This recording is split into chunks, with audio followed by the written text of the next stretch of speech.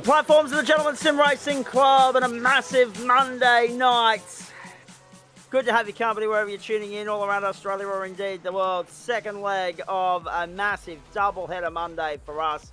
Earlier in the day, we brought you all the action from last week's 7th round of Waste Options, Super Formula Light and GT3. Now we are back live, exclusive and free to fire up and to the 8th week of the opening term of 2026. And grand final week will be here before we know it, ladies and gentlemen. And then term 2 is only 5 weeks away. I can't believe I'm saying that so quickly off the top tonight. Good evening, everybody. Once more, it's Zach Cabin and Adam Lavis with you. Andrew Neal's in the house as well, and we might give you some intel as to why that is the case a little bit later on in proceedings, if you don't mind. In the meantime, let's have a look at the lay of the land here. Qualifying has come and gone, come and went, been run and won. Ryan Jones has a pole position in Super Formula Light, if you don't mind, and by a nice little margin as well. We'll get a weather update for you in just a moment. Server settings have gone to 11:30 a.m. local server time. 21 kilometres an hour the winds in a east to northeasterly direction. 21 degrees the ambient, 22 on track, cloudy conditions but dry so far. 4.7 kilometres around is the Circuit de Barcelona, Catalunya. Dan Yeaman leads the points race at the moment. He'll fire from 7th on the grid tonight. Marcus Watson alongside him in the points race at the moment. But again, no Marcus Watson on the grid here. 291 plays, 285. Sam Chapman, 254. Ryan Jones, 239. And Scott Hasler on 207 points. Make up the top 5 in the points race at the moment. Ryan Jones, Chris Henn, front row. Mark Heppel, Luke Brooker, second row. Hilton Booth and Adam Funslow, third row. Dan Yeaman, Brad Hudson, the fourth row. Edward Rollo and JD Dent from 5. Sam Chapman's got back onto the grid, so too Dylan Rollo and Kevin Wakefield. It's only a 13-car field, but hardly surprising that numbers are down a little bit, Adam Lavis. Not because of the circuit. This is an absolute bloody beauty, right? The Circuit of Barcelona, Catalunya. Great for open wheel racing, great particularly for motorcycle racing. If you've seen a Grand Prix de Catalunya here in MotoGP, you'll know exactly what I'm talking about. But as we mentioned earlier in the day, half the country's enjoyed a public holiday, so there's probably a few people still, out and about enjoying that, trying to get home from, among other places, Melbourne and the Australian Grand Prix. So not surprising to see a slightly depleted field tonight. Oh, indeed, yeah, just a little bit less than normal, but apparently some of the people got lost on the way between the short trip from Portugal to Spain over the course of the week. But yeah, it should be interesting. Got a dirty dozen on the grid, so be interesting to see who can make the best of this situation. Indeed. Breaking news from Speed Cafe off the top tonight, ladies and gentlemen. Max Verstappen will tackle the toughest GT3 race in the world, the 24 hours of the Nürburgring. That's breaking news tonight. It had been anticipated that would come to fruition, and it's now been confirmed that he will be there in May. Away we go. Heat 1 of 2. Yep, we're back to sprint mode for Super Formula Light tonight, ladies and gentlemen. The 4th of 5 sprint rounds. We've got back-to-back sprint rounds before we launch into the season finale in a fortnight's time. Round 8 of 10. Beautiful start from Mark Heppel and Ryan Jones. Jones has got the jump and the inside line. Heppel right around the outside of Chris Henn. Invert top 10 for the second race, of course. Chapman up 3 spots early on, up into 8th. Dan Yeaman's made a good start up into 5th and tackling, challenging Luke Brooker for 4th on the run through turn 4. Trying to get the toe from Chris Henn there. Brooker's on the inside when they get down to turn 5, but won't be able to capitalise on it just yet, but he will be able to keep Yeaman at bay. Funslow, Chapman, Booth, Hudson and Rollo, the top 10 at the moment. Good clean start. This is the night that he gets the one monkey off the back and overcome the demons of Donington. Yeaman down the inside of Brooker. Oh, trouble! Henn and Brooker have come together. 3 past Yeaman, Funslow and Chapman. Wowee! We'll need another look at that. But that's put them right down to the back of the field, 11th and 12th. Dylan Rollo just in behind them. 1 lap gone. 3 pass for Ryan Jones and Mark Heppel. They've got 1.3 seconds on Dan Yeaman. This is how it happened. Bang. Brooker was too late into the braking zone. Too late getting onto the anchors. Straight into the back of Chris Henn. Normally you're supposed to ask for permission first, but still, it is what it is. Dylan Rollo had that spin on the opening lap as well, so he's still recovering from that. And Brooker's got a meatball from that. Oh, sorry, Hannah's got a meatball. Yep. That adds insult to injury for Chris Henn. He'll be off to the pit lane this time by, if not next time by. These races are only going to be somewhere in the vicinity of 10 laps, ladies and gentlemen. Sorry, actually, no. This one will be in the vicinity of 7 laps, being 10 minutes long. The next one will be 10 laps, being 15. Still getting used to 10 and 15 as a race format, because for so often it's been 15 and 25 or 16 and 27. Or 21 and 37. But these rapid fire races, we've also had Super Formula 1. Sometimes it just takes me a little bit of time to get my head around just how frantically rip, tear, rush, bust they are. Slow down. Chapo's got to slow down. Slow down for a Chapo. He's not going to like that. No, not at all. Don't blame him. It'll be interesting to see where he triggered that, just quietly. My guess would be either the chicane or if you go. Oh, actually, no, if you run too wide at turn 9, I think that's a slow down. So if you take too much exit curb, I believe that's a slow down there at the big sweeper on top of the hill. That's it.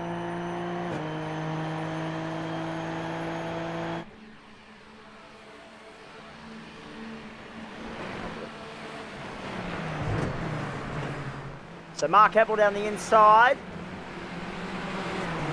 Fending off Dan Yeaman. A little bit of tyre smoke being kicked up with these guys hard on the brakes at the final corner. Heppel's wide.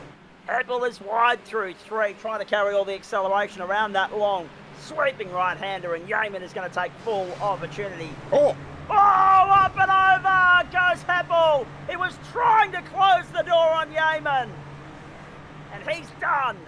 Yeah, look, we'll have a look at the replay. It looked like he was trying to squeeze a little bit, and it's just not paid off for him. Yeaman had the car firmly down the inside. He was up past the B pillar. There's no problem with that on my part. So he's involvement on that is as I said, Heppel was wide through that sweeping right-hander and couldn't get down quick enough to fend off to keep Yeaman out. Yeaman not waiting for a second invitation. He took full advantage, and then it nearly went belly up for both of them in the end. Only Heppel pays the price. He's on the tow rope. Let's have a look. Oh, he's well and truly down the inside. Was there a little bit of movement, though, through the corner? Let's have another look at that, if we can. Yeaman down the inside. Let's have a look at this. Who's moved down first? Who's moved down furthest? Oh, unlucky. So we saw on the other in a wheel lot. Yeah, we saw on the other camera angle that Yeaman was on the curb, so it looks like, looks like Keppel was just coming across a little bit too much and just got the wheels interlocked and launched himself to the stratosphere, unfortunately. The question is as well, race control can have a look at that, because so many times we've seen cars being successfully able to go through their 2x2. At what point do you yield and get out of that and just give yourself a little bit of breathing space?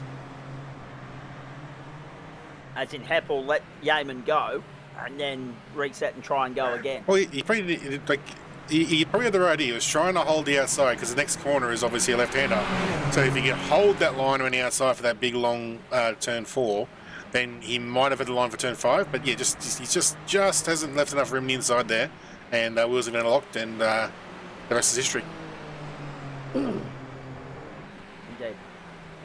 Right, down the back straight we go. Jones, Yeaman, Funslow, Chapman, Booth, Hudson, Rollo, Dent, Wakefield and Rollo.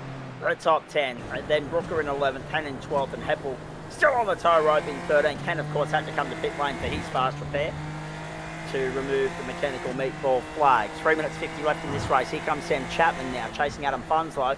He'll get the tow, he'll get the slipstream down the main straight. Yeaman's 2 seconds clear of these two, but he's also 2 seconds behind Jonesy. That's the problem. He's just punched out the fastest lap of the race, but 2 seconds is a big deficit to clear when you've only got 3 laps to go. Chapman to the inside, big dive? No, backs out of it. He's obviously been able to get back from Melbourne in one piece in time to go racing tonight as Sam Chapman. Very nicely done. 3:16 left on the clock. Again, for those of you tuning in who weren't with us earlier in the day, who weren't with us on Wednesday, I'm I don't have the microphone smack bang in front of my mouth this evening, as I would normally do when I'm using the headset up home. It's got the microphone attached to the headset. I'm back on what used to be the broadcast setup. I'm on the old school setup tonight, the on-the-road kit, as I like to call it. So I'm sitting a little bit further back from the microphone. I feel as though it's a little bit quieter than usual, but I'm sure Adam Lavis is countering for that at his end, and you're not noticing a difference at all, quite frankly.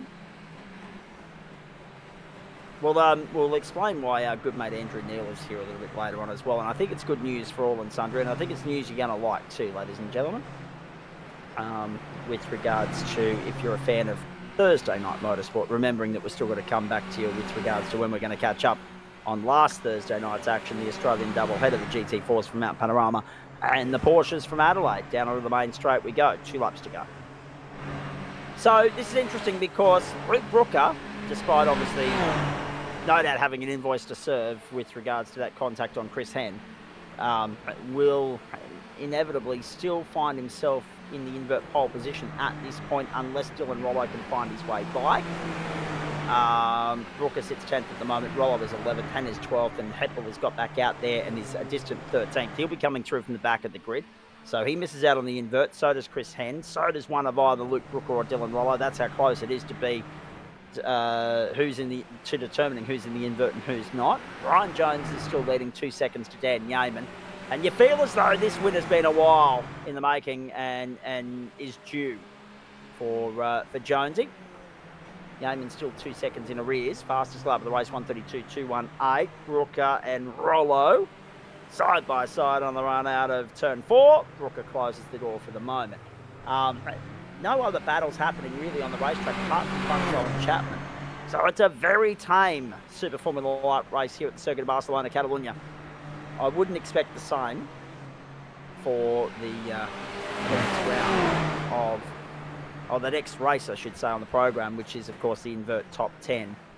That usually brings with it a fair bit of frantic action and fireworks, so we're looking forward to that. Jones, Yeaman, Funslow, Chapman, Booth, Hudson, Rollo, Dent, Wakefield, Brooker, Rollo, and Henn the top 12, and Heppel a lap down. 2 seconds the margin as Jonesy sees the white flag and starts the last lap.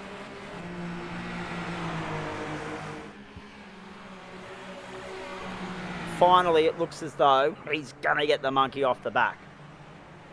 That's right. Barney's too busy taking a break. Barney's either doing a 1 or a 2. Down the main straight we go. Rollo and Brooker arguing over who's going to be in the invert and who's not. Rollo wants a piece of it. I think on results he'll still get 10th anyway. I think Brooker gets a penalty for his involvement in the incident with Henn. Mark Heppel's back on pit road as well. So just to add insult to injury, Heppel's back on pit road. And I'm just getting a confirmation that Andrew Neil is back in the booth. So we'll invite him in for a chat in just a moment. I appreciate you sending me the Discord message, mate. Aren't you lucky? I can see your name there specifically, but I got the message from your Discord handle name, and I was able to just put 2 and 2 together.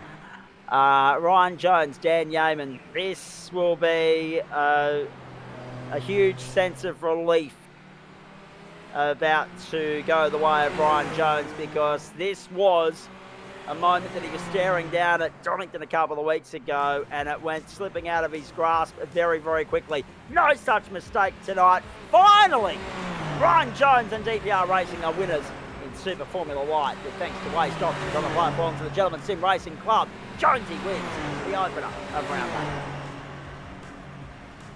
8. The monkey is off the back. Oh, Robbo's thrown it away. A chance goes begging for him to take 10th. Chris Henn's actually going to try and get 11th away from Robbo here. Might be able to do it around the outside. Will do so. Robbo on the inside. Oh, geez, boys, keep it together. And around the outside. Got him. Got him for 12th. For 11th. So Henn goes through. Robbo to 12th. Brooker gets the invert pole. Wakefield came home 9th.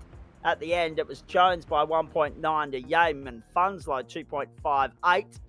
In arrears of Yeaman. Then, of course, he held off Sam Chapman. So Chabo's going to launch from 7th. We'll have a look at those results for you. It's a 2-minute warm-up here, folks. Hilton Booth, Brad Hudson, Edward Rollo, JD Dent, Kevin Wakefield, Luke Brooker, the top 10. Interesting. It was lively, but finally, Jonesy joins the likes of Yeaman and Watson and Chapman as a multiple race winner in Super Formula Y. It's interesting when we have a look at the wins and slicks schedule, of course, earlier in the day, Harrison Lillis picked up a win there as well. So Harrison Lillis and Ryan Jones, two new winners on the winners list in as many weeks. The first 6 weeks have been dominated by the same three, Yeaman, Watson, Chapman. So nice to see a couple of new winners being added to the list on the run home. Shell v Power Motorsport Park West Course next week, the South Australian Bend. That's where we're heading to. It'll send you around the bend, don't worry about that. And then on to Sebring for 45 minutes in week 10. We won't be seeing Nick Fodiatis on that occasion. Andrew Neal, good evening to you, or good afternoon. I don't know which part of the world you're in at the moment. Very good evening to our friends in New Zealand as well in Aotearoa. It's 3 minutes to 10 over there, 3 minutes to 8 here on the East Coast, unless you're in the prehistoric state of Queensland. And of course, 3 minutes to 5 on the West Coast. Mate, good evening to you. There's a reason why you're here, but I'm going to let you deliver the good news to all and sundry, please. Oh, mate, thanks you for having me here. I mean, yeah, the reason why I'm here is I'm just going to check out how the broadcast works and look at broadcasting Thursday nights. Now, I'm hugely excited about this, right, because I love the fact that we're going back to broadcasting on Thursday night. There will be a couple of little subtle changes to this from what I understand, in that we will go and do the main course first, and then the entree will serve as dessert, is the way it was explained to me, which means that we're going to start in prime time and go into late night, which means we can be a little bit more fruity with the language. But I've got a more important pressing question for you. Why would you sign up for a weekly headache? Mate, I have no idea, but I've been racing now. I've been racing now for a couple of years now that I've been here. So I think it's just time to give back to the club. I mean, everyone's got to do their part. It doesn't run without everyone helping.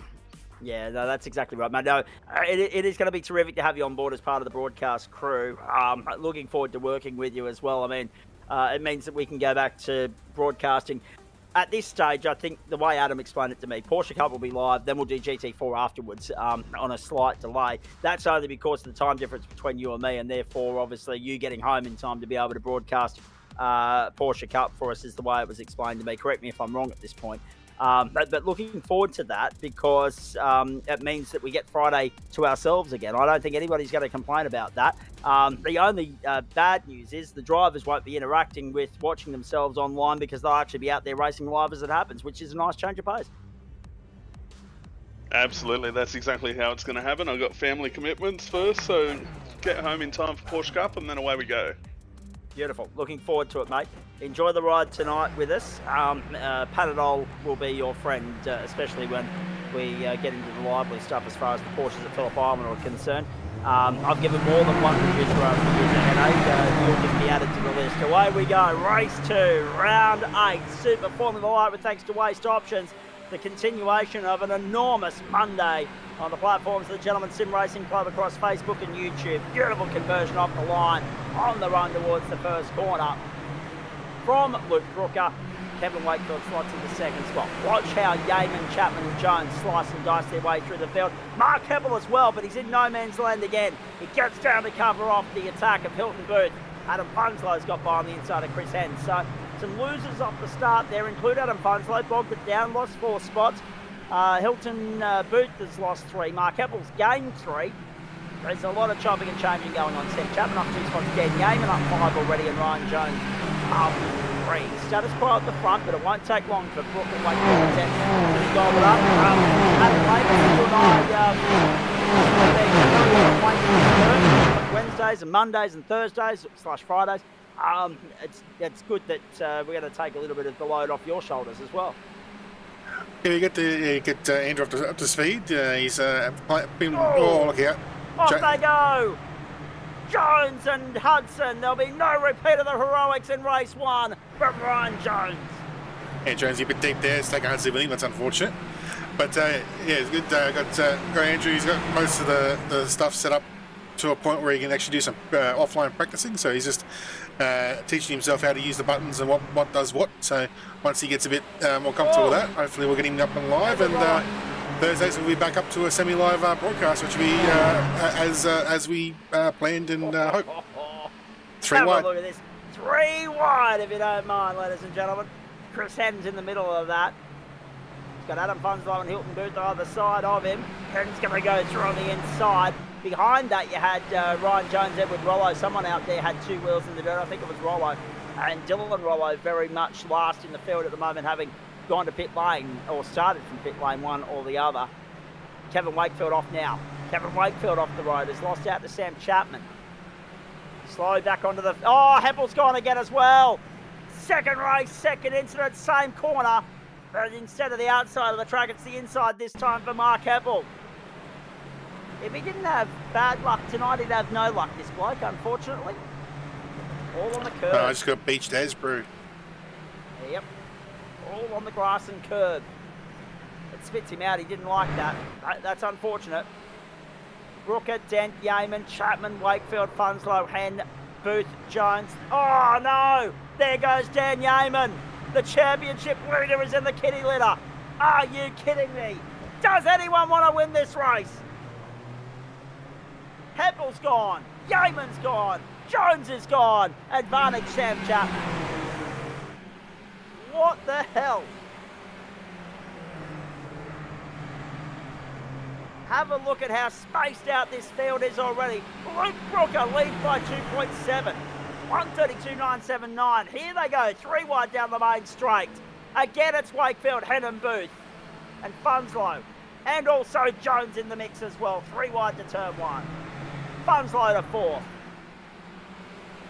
A regular race winner in the Legends campaign so far this season. It's back into life on Wednesday night from Alton Park.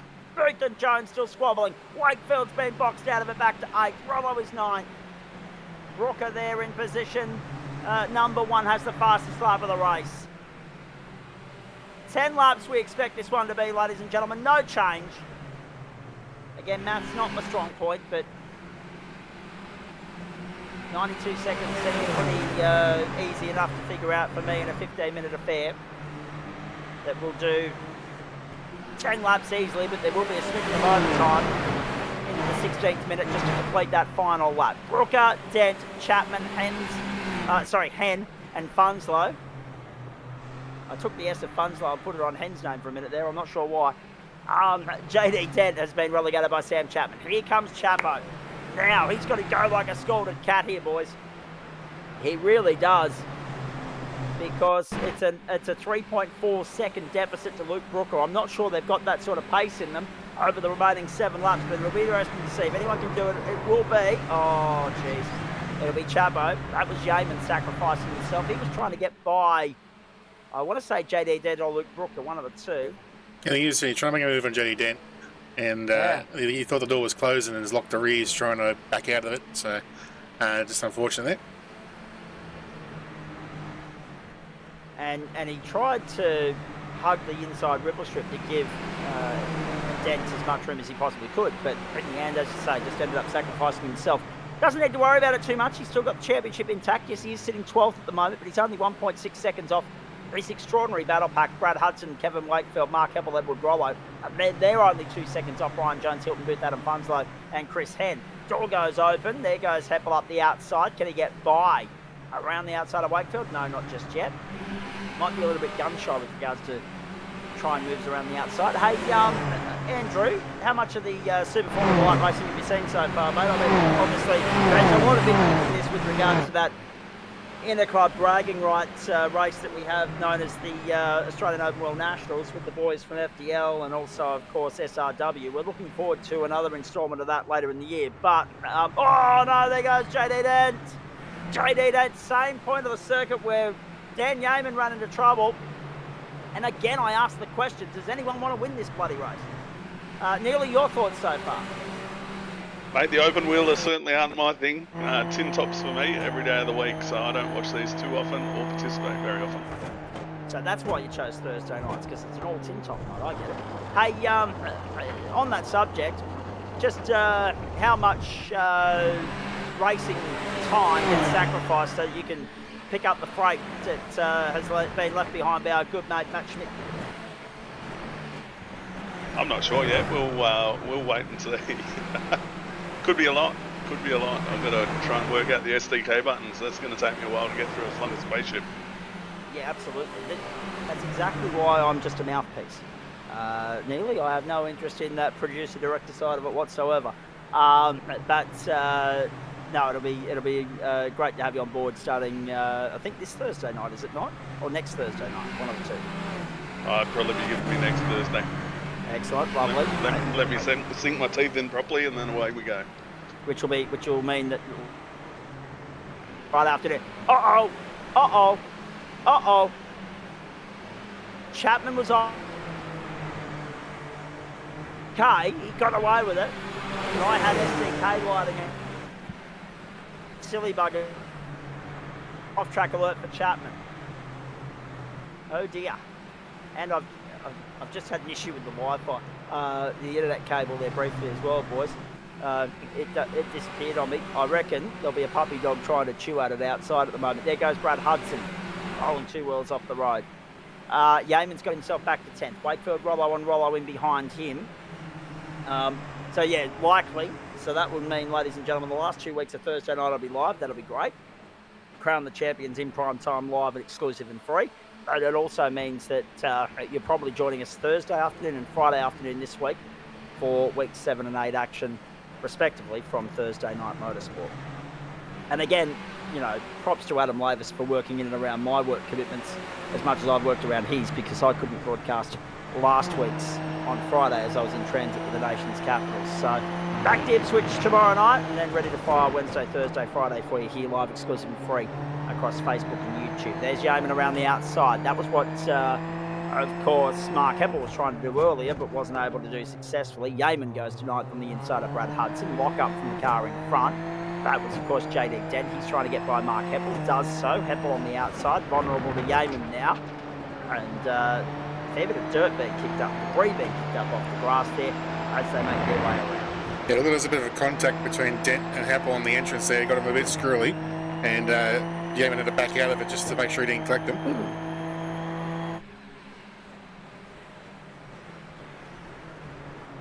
Down to the bottom of the circuit. Yeaman's wide. Whoa. Seems like Yeaman's That's a brilliant bit of driving. Yeaman's been listening to a lot of Eminem this week. He likes to go around the outside tonight. Mr. Neil's going to depart because we're going to see him. We're going to be calling him in action a little bit later on in GT3. Go well, mates. Enjoy that. We'll catch up at the end. All right, boys. Enjoy the rest of the wins and slips. Misano for GT3 tonight. Looking forward to that. We are bringing you the coverage from the Pro Split, ladies and gentlemen, and looking forward to that immensely. Pro-Am and Am in the split feature for the final sprint round of the term next Monday night. Heppel down the inside of Yeaman. That battle continues. Jones has got back to 5th on Hilton Booth just now. JD Dent's come to pit lane. We're on lap 7 of 10. And there'll be 3 laps to go this time by the line. Copy that. This will be how he's picked it up, that meatball flag. To his credit, he's got back out there on the racetrack, but he's 49 seconds behind the leader now. Oh, that'll do it every day of the week. That's a massive cloud of the wall. Of course, some free advertising for Amazon there. Oh, big snap Mark there by Yeaman. Yeah, and Brad Hudson takes full advantage of that as well. Hudson under 8th spot, Yeaman back to 9th. Things just haven't gone to plan in this feature race for Dan Yeaman. Same can be said for Ryan Jones. Chapman's only 1.1 seconds away from Luke Brooker. Game on with 3 laps to go. Yet again. Chapman just needs to drive faultlessly now. Yet again, Yeaman around the outside. Guess who's back? And it was actually, to be fair, to keep the references going, it was very shady, according to Marcus Watson, the work that he and Chapman and Connor Dixon, albeit unsuccessfully in Connor's case, put together in the round at Okayama a few weeks back with their cheeky, crafty fuel save. Brooker, Chapman, Hen, Funslow, Jones, Booth, Heppel, Yeaman, Hudson and Rollo, the top 10. 13 start, 13 still running. Good to have your company this Monday night. End of a long weekend, as I say, for Tasmanians, South Australians, Adelaide Cup Day, of course, and for the Victorians, Labor Day, I think it was down there. And I think it was, if I'm right in saying, 8 hours day down in Tasmania, which is just a glorified way of saying Labor Day, quite frankly. So, yeah, a massive day for public holidays around the country. Don't worry, New South Wales, you catch up on Anzac Day, a long weekend. Queensland, you catch up on April 5 when you're no longer getting a 1 hour delay on all your favourite television programs. That's not a public holiday, it's just a point of interest. So that lap graph definitely isn't going the way Brooker wants it to. No, it's going the way Chapman wants it to. That margin is hovering on a second now. 2 to go. This time by the line. So it'll be about half a minute of overtime here as Brooker starts the penultimate lap. 1:32.442 for Sam Chapman, the fastest lap of the race. Saving his best until last. Have a look at this. He's there, he can see Brooker. He might be able to snatch a victory here. How good.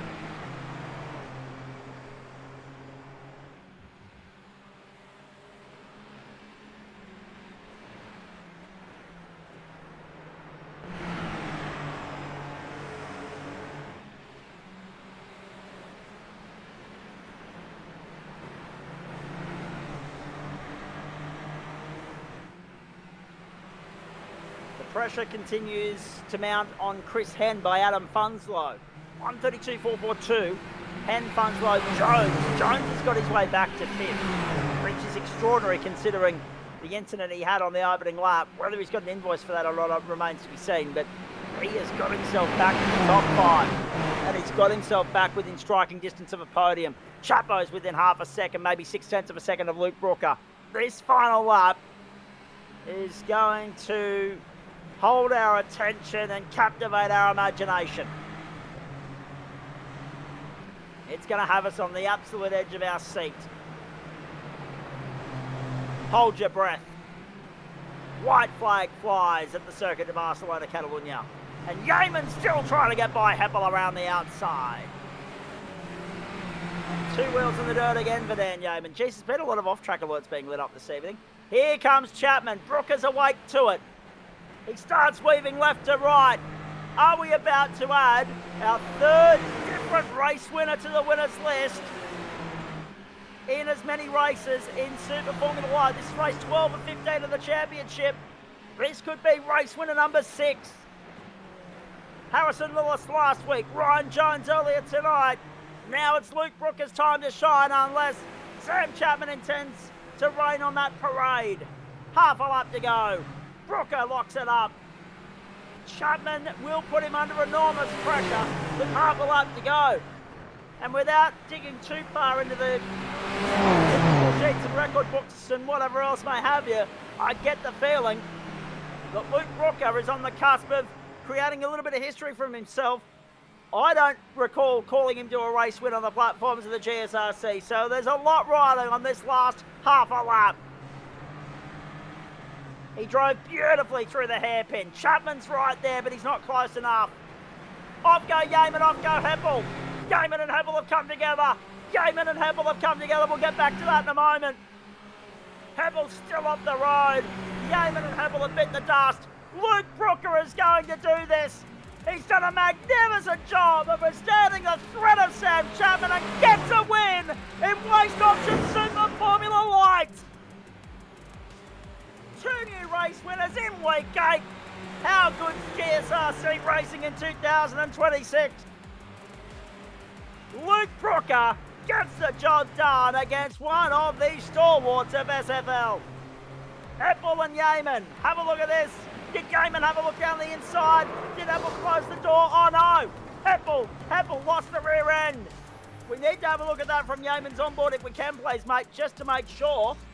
But it looked to me as though Heppel just lost the rear end and Yeaman had nowhere to go. Let's have a look at this. I think Heppel's lifted for the corner. Yeah. Oh, there was a touch. There was a touch. Wowee.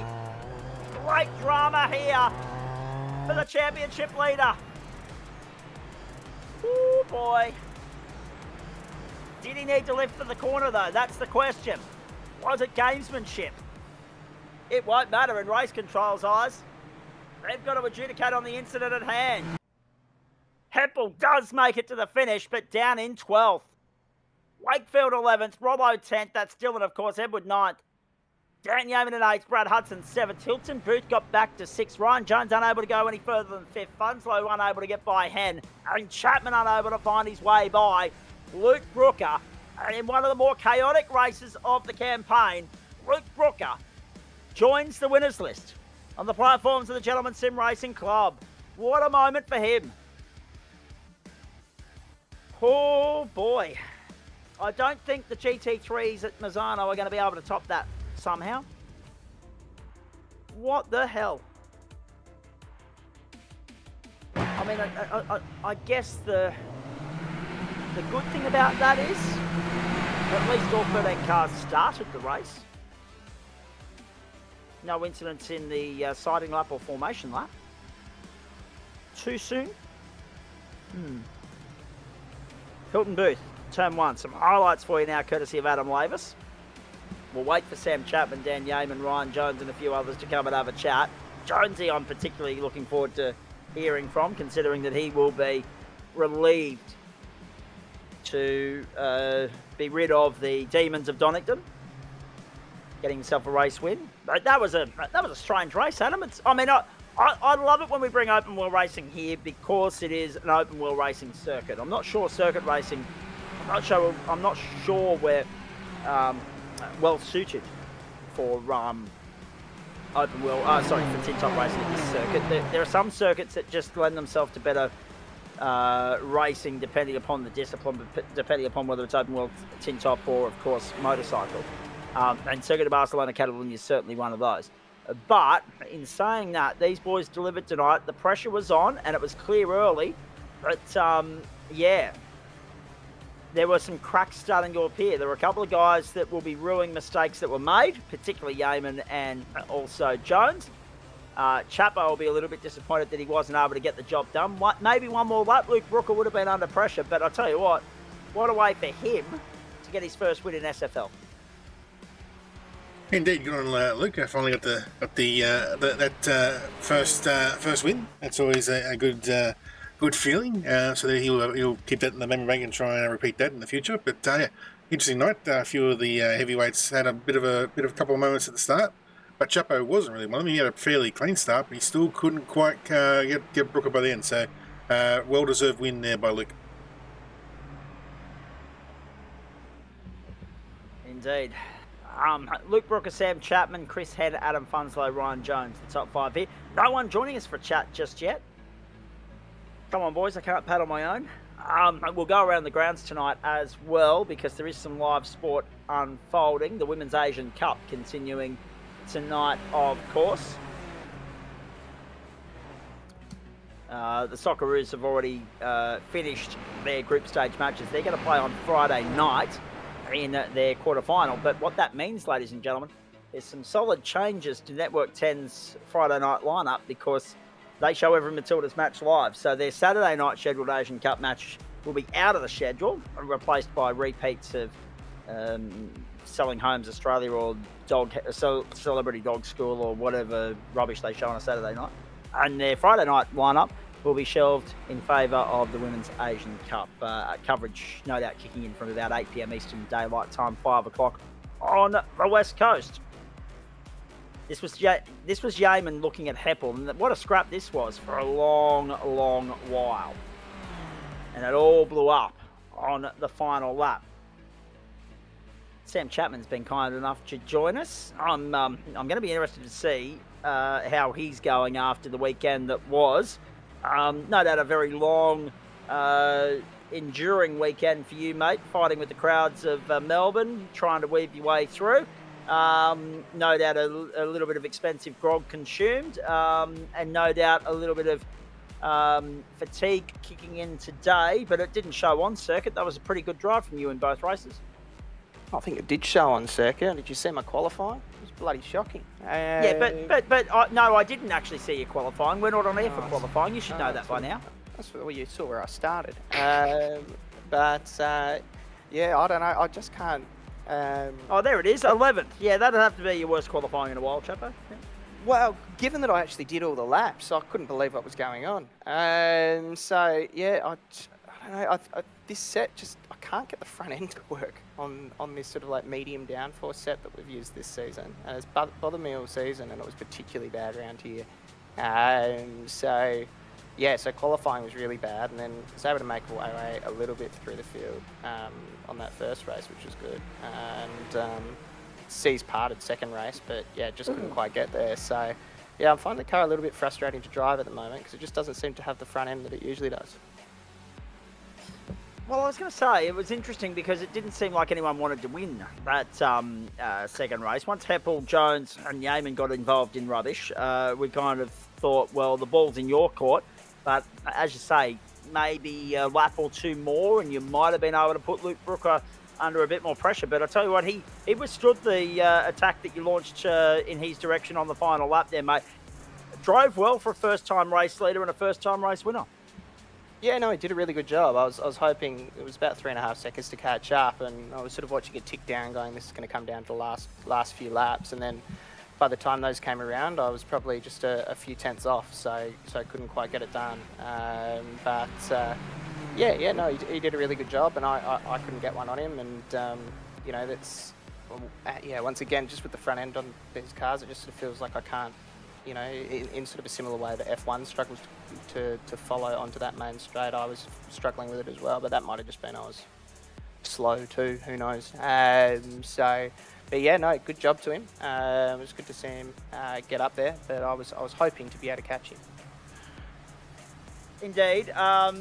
Well, I guess when you look at a deficit like that, when you first get clear air and get to second, and you look at it and think, well, geez, 3.5, 4 seconds. How good are those races where you don't have to worry about fuel saving, Chapper? Oh, well, pretty rubbish if you've got no front end.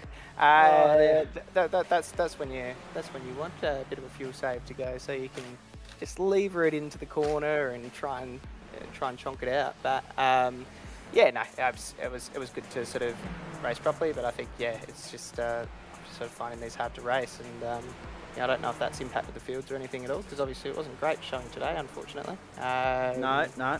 But yeah, it was tough to find pace. So we'll have to try and work out what's going on. I don't know if I'll be able to take it to someone like Yeaman at this point. He's a fair way ahead, but we can dream.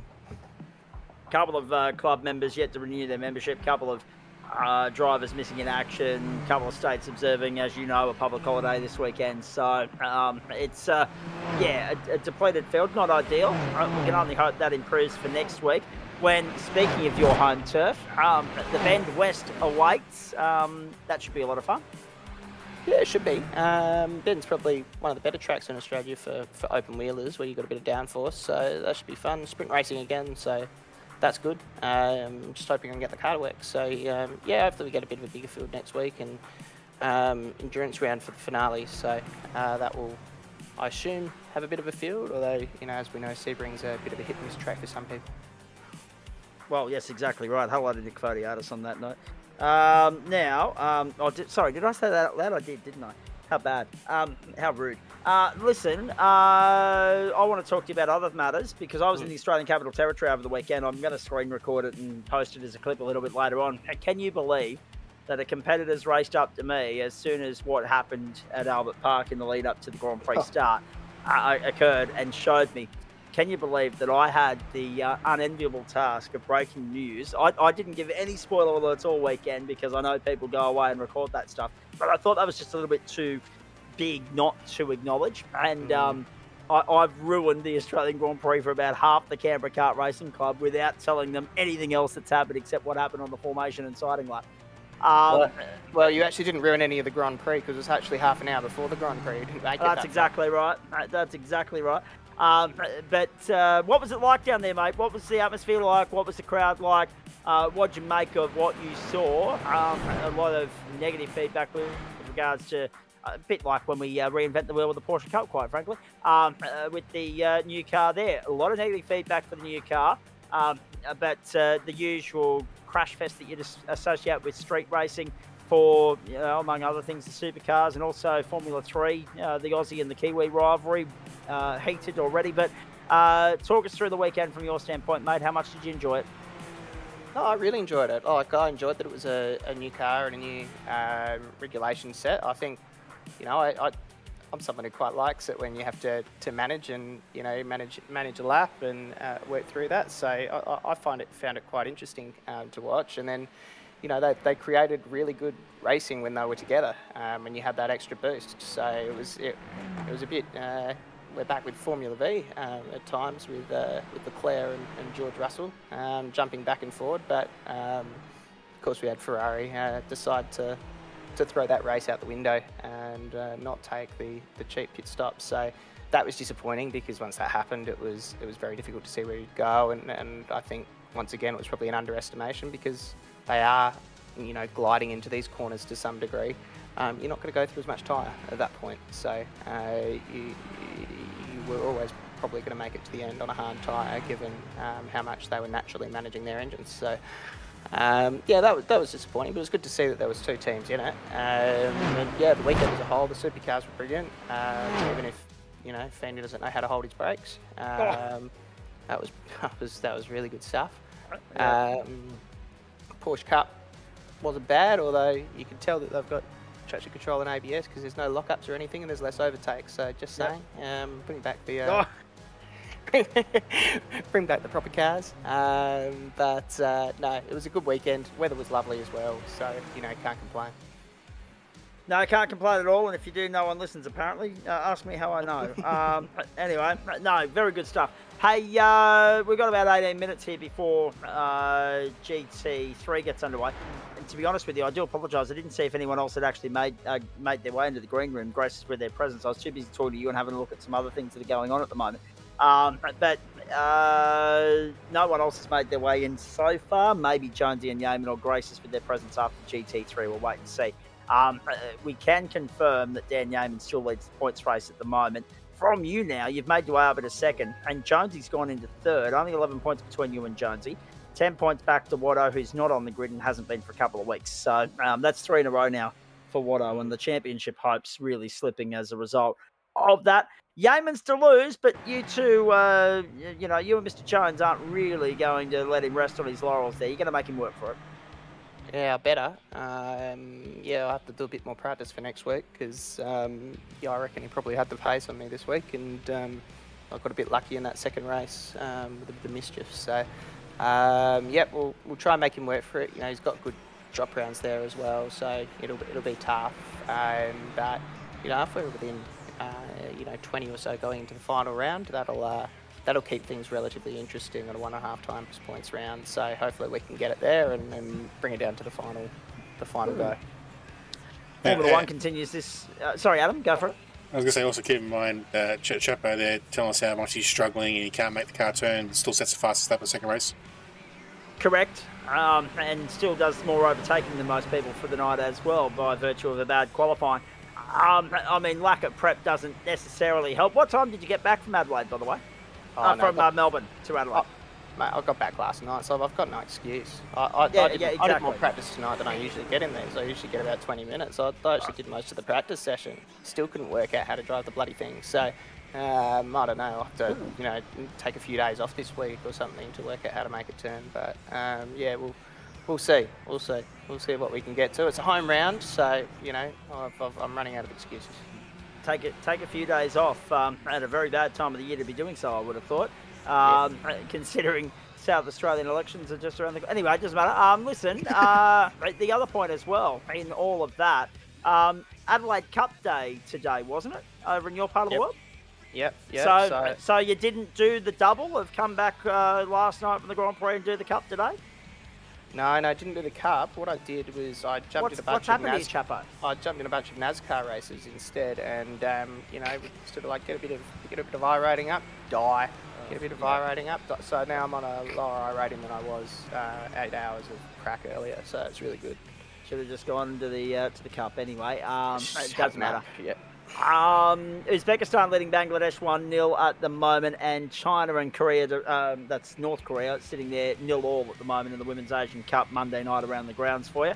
Chapo, well done. Would you go, given the price that given how much they ripped you at the hip pocket, how much you got to fork out now to go to Melbourne for the Australian Grand Prix? Would you go back again, or would you wait a couple of years? I'll go back if Dad's paying. Yeah, that's fair. Yep, I did the same thing actually. And now it's got to compete with the mighty Adelaide MotoGP. So that's on the cards as well for next year. So looking forward to that. I'm so tempted to go to Phillip Island this year for the final running of the Australian Motorcycle Grand Prix down there. Only because I've never been to Phillip Island. The old boy did say once upon a time we should do that. But unfortunately, time's running out to do that. And it's not because of him being 64, it's because it's going to bloody South Australia. Anyway, so there you have it. Hey, nice to catch up with you, mate. Thank you for that. No worries, thank you. 2 different race winners tonight. Chapo, not one of them, but he's done enough to move himself up to second in the championship. And of course, the bigger picture is the Australian Open World Nationals. It will be interesting to see if everybody else is sharing your thoughts on these cars, because that'll make things very interesting when we get to AOWN time, I'm sure. I think it's more of a setup choice. We're running the medium downforce setup this time, and I just don't think it's really got that front end grip. It's particularly pronounced on certain circuits, and like circuits like this where you really do need that front end grip for the sort of medium long corners that are quite high speed. I find it quite pronounced, but I think like if we just move back to a normal fixed set or something like that, it would probably be, make the car much more lively again. And I assume that's what the Open Wheel Nationals would be in. But I think hopefully that's what happens. Same here. Go well, mate. Enjoy. Look forward to seeing what you bring to the table on home turf next week. Thanks, mate. From Sam Chapman to a break. We've already run you through the championship points. The situation pretty clear. It's Yeamans to lose at the moment. We go to the Bend West next week for the final sprint round. Then 45 minutes around Sebring. Looking forward to that in week 10. A trying night for some. A night filled with incidents. Oh, hang on. Trav has the parties in the house, so we'll have a chat with him off air, because that'll have to do with GT3 race control, I'd say, in just a few moments. So Trav, stand by. We'll get to you when we get off air. A night in which, many contenders were tested. They tripped up. It was at one point a case of questioning whether anybody wanted to win it. Luke Brooker did. Ryan Jones did. 2 new race winners added to the list in Waste Options Super Formula Y. A break and back. We are here with thanks to Waste Options, Disruptive Labs, Trophy AI, merch.tgsrci.com, and Flash Graphics. So, with 3 races earlier, 2 races now, that's 5 down, 1 to go on a magnificent Monday, particularly for those of you that have enjoyed the public holiday, of course, on the platforms of the Gentleman Sim Racing Club. We are halfway through our live, exclusive and free coverage of Night 1 of Week 8 in Term 1 of 2026, or 1914 as it is for our Queensland audience. We're back with more on the other side as we turn our attention to Misano in the final 60-minute race of the Waste Options GT3 Pro Series campaign. Don't go away.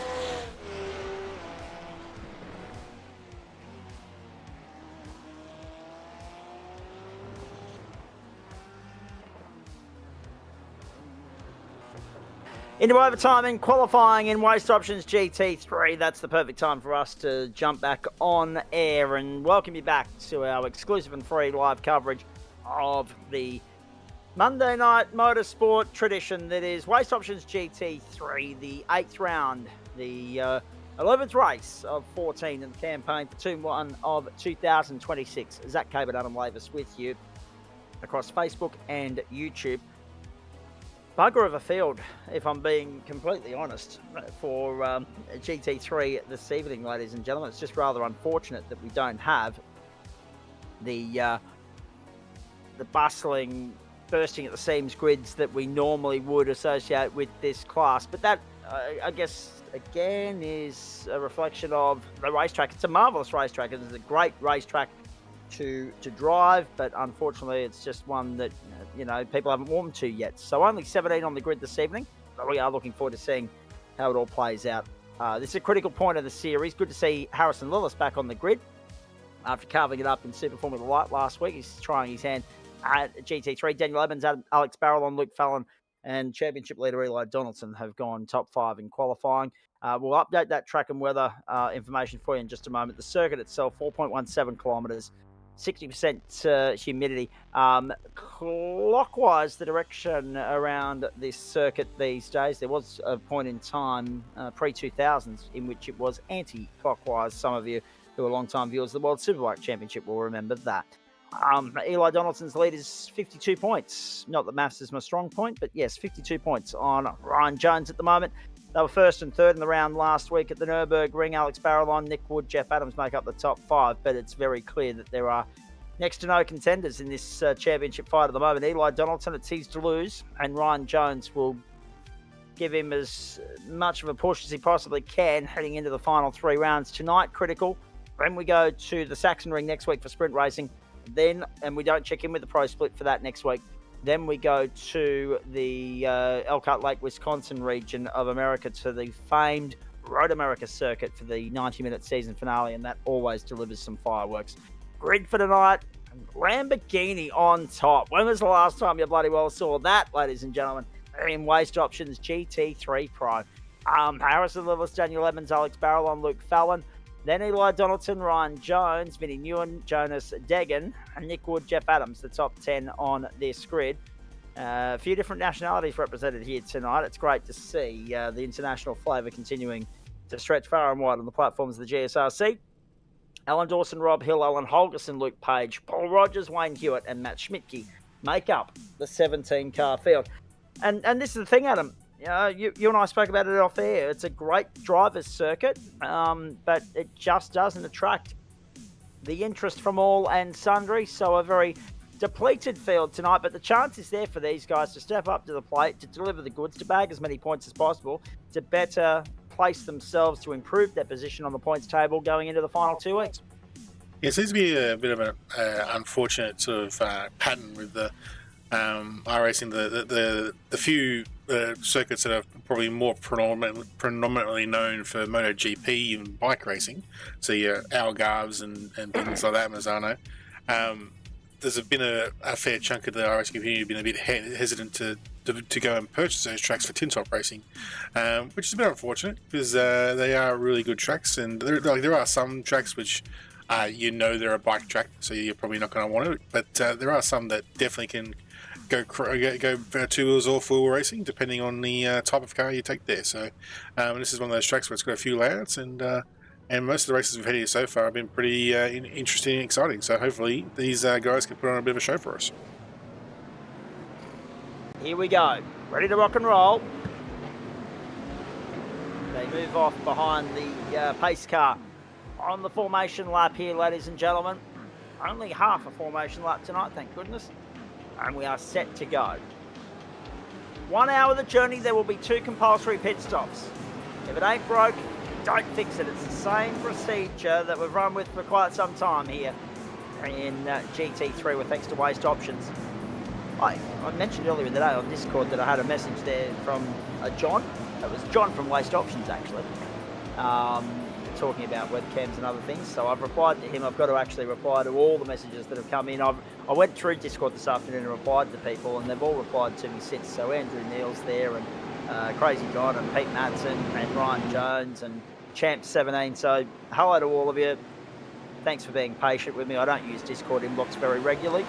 Set for a start the way. Harrison Lewis, a blinder of a start. Have a look at Alex Barrelon getting the jump on Daniel Edmonds. Edmonds is going to try and hold his way around the outside. Does so to turn 1. Inside at turn 2. Barrelon, if he can stay up the outside, he'll be on the inside for 3, but no.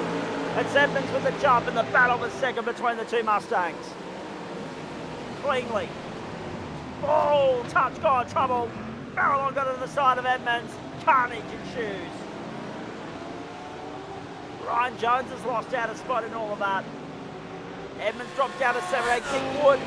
Nick Wood and Vinny Muir coming out. There they are. Left to screen of the clear winner.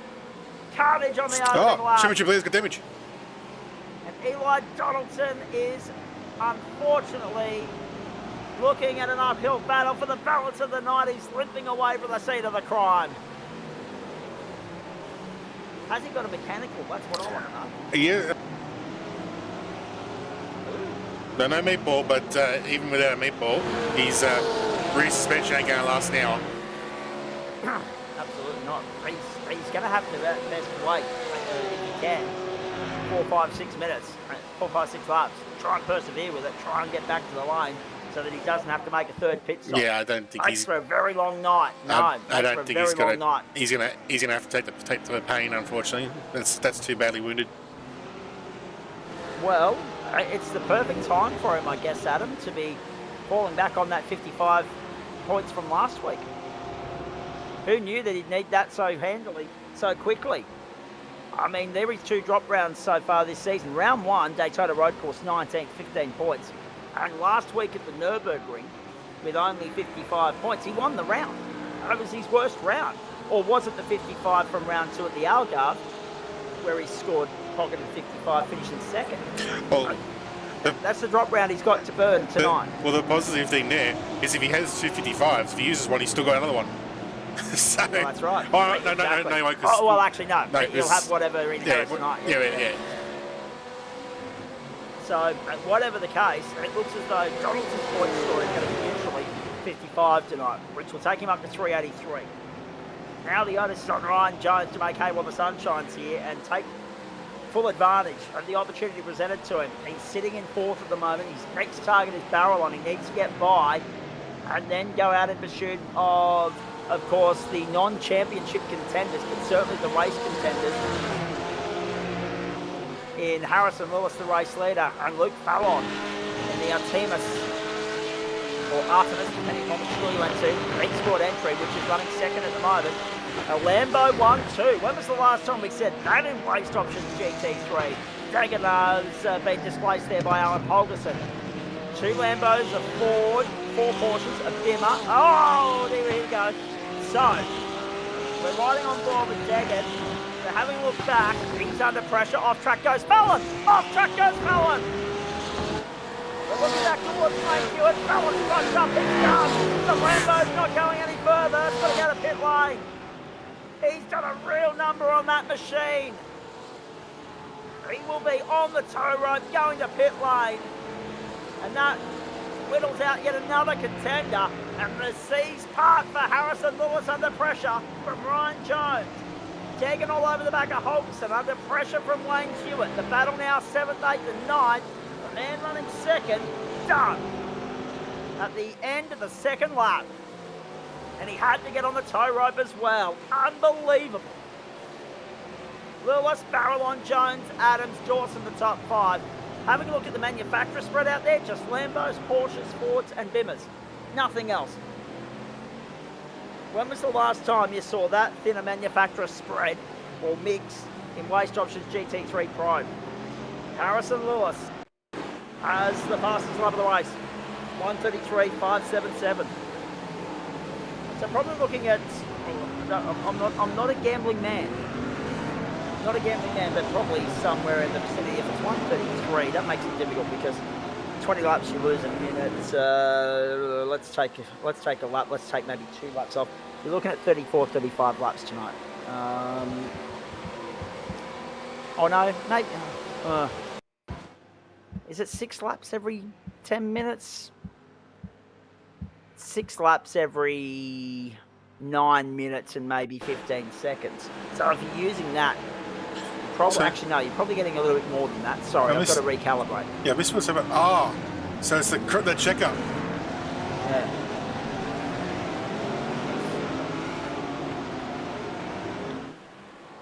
So Vinny 92 seconds a lap. Look at that, Vinny Newen. Yeah, unfortunately. So Vinny got caught up. Vinny's had 2 incidents here. Oh, he's gone back a bit further than I expected.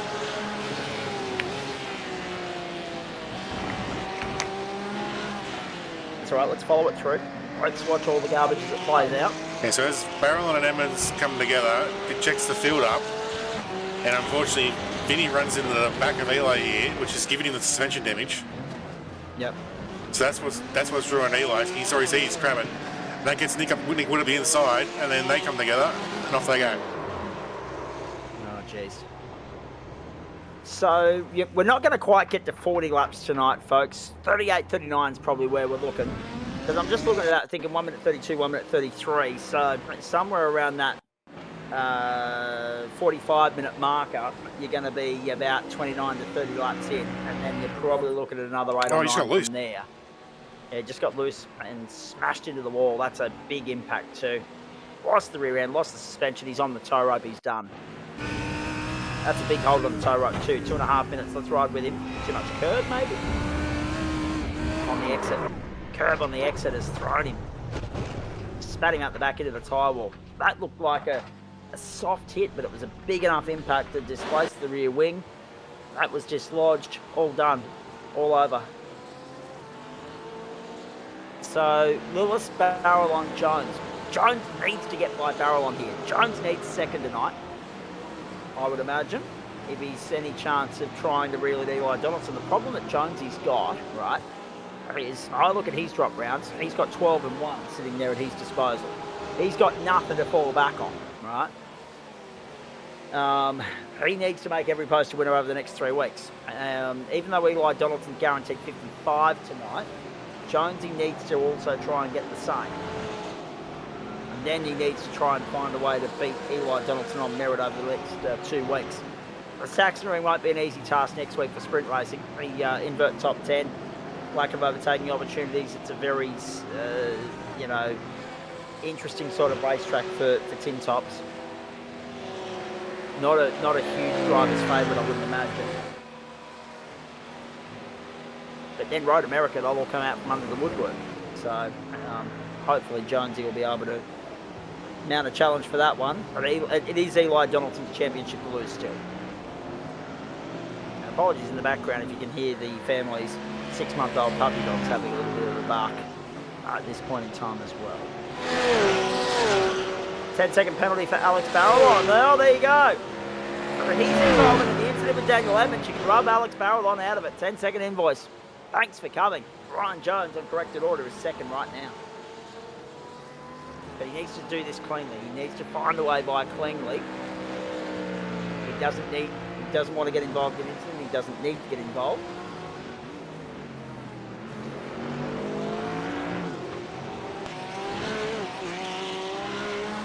Go back to Jonas Deggan now in 8th. He chases Wayne Hewitt. Yeah, look. Oh, he's going to slow down. Oh no, slow down for Deggan. And goodbye goes Owen Holgerson. I was about to say he was trying to make use of the Porsche's good brakes there, but because you can see that Hewitt was really struggling to try and get that big heavy Mustang around that tight sector 1. Opens up for the rest of the track for him, but that sector 1 is probably a bit tricky in the Mustang.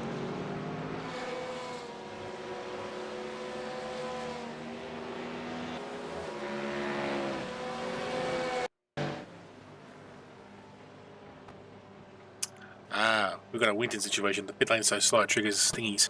It does. So you've already seen on that subject, Eli Donaldson in on lap 1. Rick Wood, Matt Schmitke in on lap 5. And of course, Vinny Newen in at the end of lap 1 as well. Luke Fallon remains on pit road. He's out of business for the night. And these are those ones that I hate, ladies and gentlemen. I can't pinpoint an actual lap number for you because it's so inconsistent above that 1 minute 32 bracket. Plus the pit lane's so slow. Plus it's long.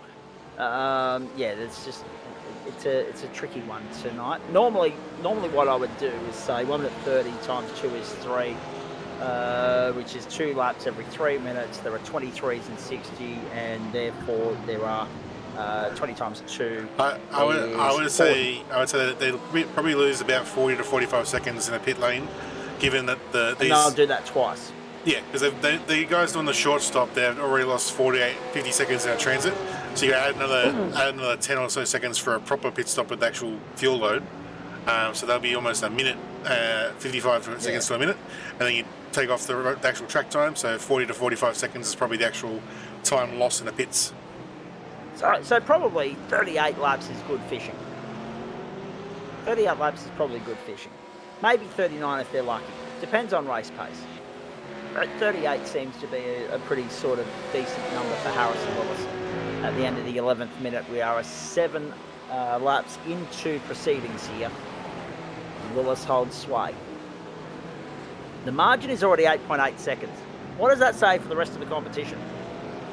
But Harrison Lewis has arrived back in town. The 2-time former champion in race options GT3 is back in business and disappearing. What does that now say about the Lambo? Does that entice more people to go and have a play in it, Adam? Considering that there's been no love for it as Jonesy picks up Jeff Adams, I shouldn't say, picks up a slide out. Steering damage incident involving Vinnie Ewan and Nick Wood on lap 1. That is under investigation. They're investigating steering damage. Okay, that's an interesting one.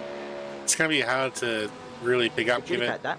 Well, yeah, because there's a chance Vinny might have had some damage, given it broke the back of Eli's car, but there was no real straight there or anything unless it's really clearly obvious he's got a lot of lock or something. It's going to be very tricky to adjudicate that, but I'm sure Travis will have a close look and see if he can work something out there.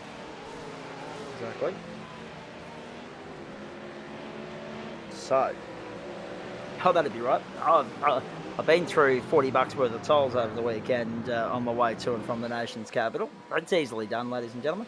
So, yes, no surprise. I open up my bank statement today and find that $40 has been debited from the account. Hardly a surprise. Got to tighten the box a little bit now. Matt Schmidtke off the road big time at the end of the back straight. Speaking of Lambo drivers. Yes, I'm going to have to say he's glad that's the Sahara Desert out there, because that was going pretty fast towards a wall. Although, it'll be interesting to see whether he's going to press on with it or get on the tow rope or something. Can we actually see where Matt Schmidtke is on the racetrack? Because he hasn't moved. 7.28 laps, he's not moved. I think he's had a packet loss, maybe. Interesting. Yeah, there you go. Schmidtke's gone. Disappeared off the face of the planet. So another Lambo bites the dust. So see, this is the thing, right, Adam? It might not be a packer. I think Schmidtke is a legitimate old F4 person. So I think he may have just killed the sim. Yeah, rage quit. Yeah. Oh, it's been a while since we've had a quality rage quit. Oh dear. Half points for the rounds you run in any alternate car was just his advice to somebody in Discord as well. Interesting as well, because Jonas Degen's coming to pit lane and back out again. That's fine, ahead of Luke Page in behind Nick Wood. What I'm interested in is your thoughts on this, right? You see, again, we were talking to Trav as a party in the intermission about this, and I get that not every single one of the 11 cars available at our disposal in GT3 is to the liking of every single driver in the club. Would there be a bit of love now falling the way, potentially, of the Lambo? Does watching someone like Harry Lewis go out there and make it look this bloody easy entice people to go and have a dabble in it? Because let's be honest, there hasn't been a hell of a lot of love for it over the course of the last couple of years, and it's nice to see Harry go out there and cut his teeth in it, buy his trade in it. But it's not for everyone, Adam. But maybe, just maybe, this is the incentive people need to maybe revisit the Lambo, give it another crack. I think the Lambo is very similar to the Audi, and the issue is, everyone knows the Audi and in turn, the Lambo is a fast car in GT3. It's always in the top sort of area. The thing is, it's fast because it's edgy, so it's literally the Lambo is probably the best one to be thinking, because it literally is a bucking bull. So if you get it wrong, it'll throw you off as sort of Schmicky, just sort of sweepers, just trying to pull the car up, just lets go. So it is fast, but it is also a tricky car to tame and keep under you. So I think that's what scares a few people, is some people like to just have a little bit more of a comfort level so they can feel like they can push, because some people like to be able to have that little bit of security to be able to push, and other people like the car to be on the edge. So it probably depends on people's driving style to whether they can tame that bull and make it work. And as we can see, so far so good. Harrison Lewis has really put it to the paces, and as just waving that red flag right in front of his car to keep it going. Indeed. Rightio. Main straight, Alan Holgerson, ninth place in the last races. Daniel Evans, we see the Bimmers in the top 10 tonight through both Holgerson and Paul Rogers. 3 Fords, swagger Porsches. Ryan Jones, the best placed of those at the moment, but he's only 3.4 seconds away from Alex Barallon, who has a 10-second invoice. That's going to send him back 3 spots at this early stage, but with some hard work over the course of the next 44 minutes, he might be able to obviously clear that deficit to a point, might minimise the damage, but still a hefty invoice for his involvement in that early incident. Edmonds fighting back into 8th spot at the moment, 25 seconds off the pace. Page in 14th. Next target for him, Jonas Degen. Field is rapidly spread out here. Schmidtke's gone, Fallon's gone, 2 Lambos in the bin. Down to 15, so it's a very quiet night out here on the platforms of the Gentleman Sim Racing Club. That's one too. We saw how fast Fallon was in the broadcast earlier today, and also tonight he was going pretty quick and heading towards trying to keep up with Lewis. And yeah, he's very well known driver in the iRacing and very high I-rated. So and he just had a slight little slide and over correction, so the bulls bucked him off. And unfortunately, our 2 DNFs so far are both Lambos. So it's one of those things, like as you can see, it's one Lambo out in front, pulling away, making a big gap, and the other 2 are in the showers. So that's where the tricky thing is about picking that Lamborghini. Absolutely, it's an easy trap to fall into. Now, by the way, ladies and gentlemen, no spoilers for Australian Idol or Hunterway, please. I've still got Tuesday's episode of Idol from last week. Oh, trouble, there we go. Daniel Edmonds now. So he was involved in the incident earlier with Alex Barallon. Now he's returned serve on Wayne Hewitt. And that is unfortunate for Hewitt. He's going to have to get back on with it. Now, will Edmonds redress it? We'll wait and see. Let's have a look again. No, he won't. Contact. And he just drives away. See you, mate. Bye, all the best. Holgerson did well to tighten up his exit to avoid any further incident as well. 18.5 minutes gone. 12 laps in. Wayne Hewitt there in 9th place. I dare say, unfortunately, Daniel Edmonds might be asked for a police explain from Travis has a party in race control. Lewis the leader, 12.4 to the good, just winning this in a canter at the moment. The only thing that can step in the way and lose it for Lewis is himself or technical. That's it.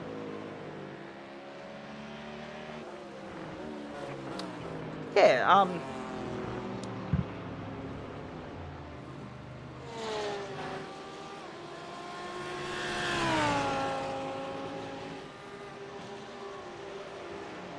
let's go around the grounds now as well, ladies and gentlemen. We're going to have a bit of time to do that tonight, I would imagine, because the reality of the matter is there's not much going on out there on the racetrack. 15 cars still in the mix here. We do have live scores coming in from the 2 matches underway tonight.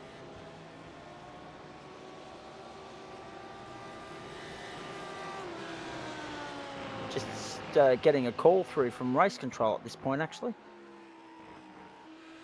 Wayne Hewitt calling in his incident from earlier. A little bit too late to be doing that, I would have thought. But anyway, race control will go and have a look at it all the same. I think Trav's going to have a quiet night, to be fair.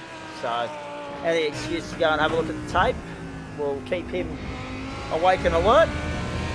Here comes Harrison Lewis. Let's go for a lap with him and see how the pros handle it. A in the Lambo, B Misano.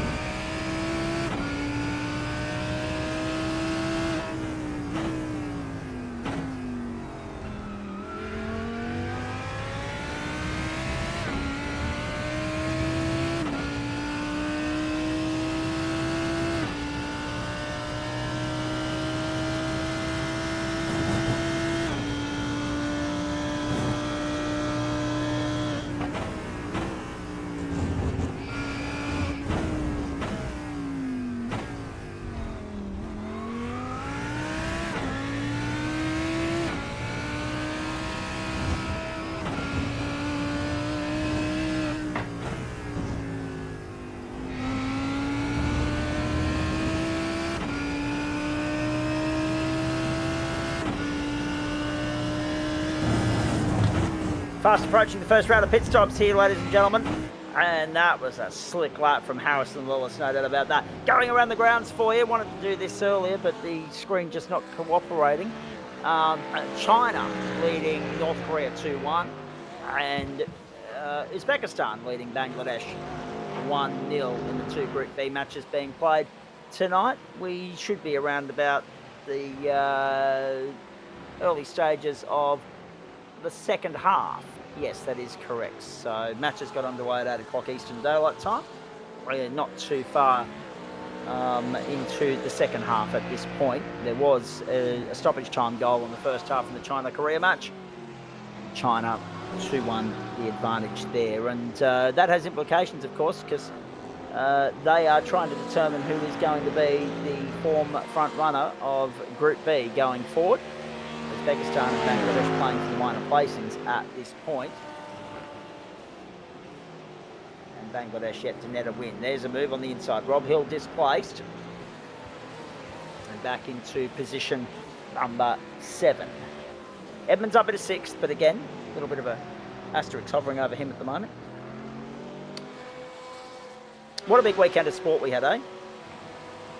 Good to have the footy back, good to have the AFL back, good to have the women's test cricket in Perth and the overall summer of Australian cricket wrapping up. I mean, obviously the One Day Cup final comes up on Wednesday and the Sheffield Shield final next week, but good to have everything else going along nicely. Alex Barrell on there in second spot, Harrison Lewis, the leader, Ryan Jones, and Alan Dawson in behind. Alex Barrell on the first of the leading pack to pit.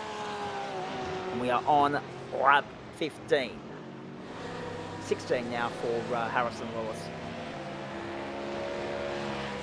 So Barrel on determined to break it down the middle, it would seem, or thereabouts. Lap 12 for Wayne Hewitt after that contact earlier on with Edmonds. That makes sense. Get in, get the fast repair, get back out there. Oh dear. I aim to please. I aim to please. We always go around the grounds. When there's live sport on, when we're on air, you can guarantee we're going around the grounds.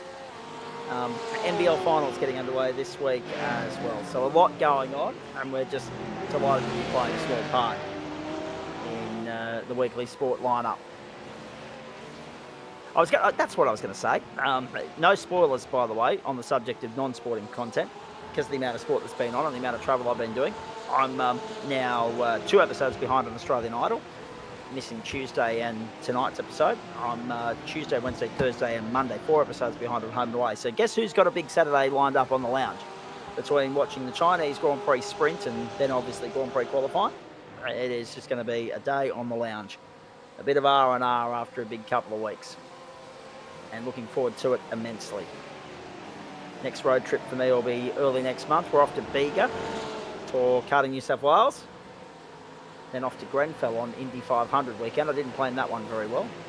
In comes Dawson, Adams, Edmonds and Hills. So a big surge of traffic towards pit lane this time through. Holgerson, Jones, Lillis continue. Paul Rogers joins the aforementioned 4 on pit road. So 5 of them on pit lane. A field cleansed bar 3 through the first round of pit stops. Although, still that question mark hovers over Vinnie Newen, who will probably have to do a 3rd stop, and Eli Donaldson as well. Out we go. Mix of drivers going for the short field versus the full field. Oh no. Uh-oh. No. Hold your position, boys. This is one thing annoying. The pit speed limiter is all the way around this corner, so there's still underlimiters here. Makes it very annoying for them and for us as well. MotoGP pit lane line. What's in your head, Nick? Out we go. Oh, they got away with it. They did get away with it, but barely. Alan Dawson 11th at the moment. Well, they've come into a big group of cars, so there you go. It's tighten it back up. In comes Harrison Lewis. Daniel Edmonds contact with Wayne Hewitt, 5-second penalty, so a minor invoice for him. Although at the moment, because he's embroiled in the battle pack for position number 4, as Lillis and Jones head to pit lane. Holgerson will soon follow. 17 the threshold as far as the amount of laps you could stretch the fuel tank here, it would seem. Barrelon's in position with Donaldson, but Nick Wood has Daniel Edmonds, Jonas Deggan, Rob Hill, Luke Page, Alan Dawson, Jeff Adams and Vinnie Newen all for company. That's that battle pack you're watching there, ladies and gentlemen. And yeah, he's nestled within all of that. So at the moment, 5 seconds is a big invoice for Edmonds. It would drop him all the way down to Vinnie Newen in 13. But long way to go, that will change. So the interesting thing about this group is half of them just pitted recently, and the other half pitted well early in the race because of whatever damage or incident. So there's a big fuel time offset amongst this group of cars.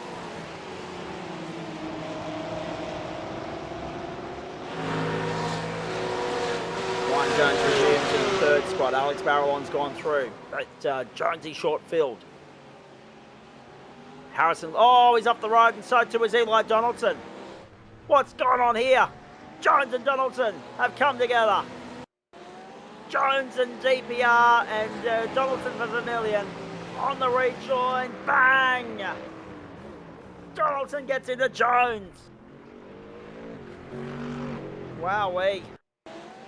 Donaldson just coming through my earpiece rather, saying I couldn't do anything about that.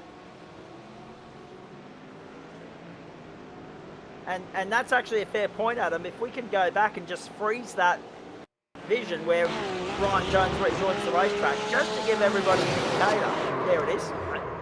Nothing he could have done. He wouldn't have seen him. Not in his peripherals, not in anything. Would not have seen Jonesy there because he's far out on the left-hand side. Yeah. Rejoining the racetrack, there, bang. That's on the exit of turn 3. Let's see, they're very grip limited there as well. There's going to be a bit of a tricky one, I think. They're obviously grip limited through that sector. And, like, Ryan probably could have, like, if he knew that Eli was there, he probably could have stayed there. He had a little bit more room on the left, but it wasn't necessary, like, he wasn't required. But yeah, it's going to be a tricky one because there's just 2 cars going over that same place at the same time, and unfortunately, it's come up to an incident. So Travis is going to have a little bit of a head scratch to try and work out where to put blame there, if any. Ooh. Indeed. Unlucky. Those incidents do happen, but it doesn't help Jonesy because you know what? Alex Barrelon is the beneficiary in all of that. He still has a 10-second invoice coming his way, but he has 7.6 on Jonesy. And who knows which way the adjudication goes. Probably no further action, quite frankly. But now Jones has got an invoice to work with for the balance of the night. He also has a bigger pit stop coming his way second time round because he's short fill on that stop. And Edmonds didn't go quite the full fuel on his stop either. Full fill, I should say, not full fuel.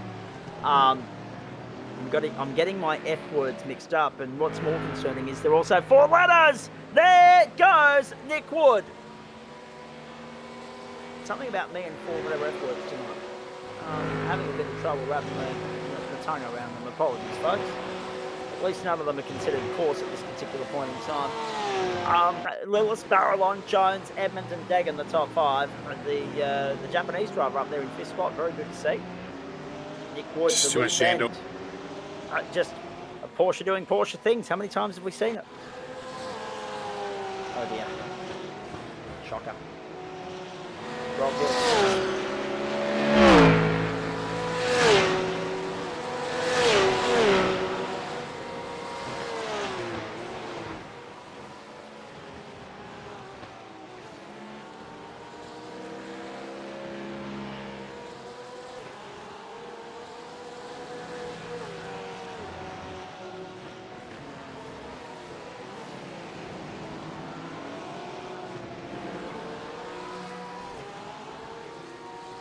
Rob Hill sits there in 6th at the moment.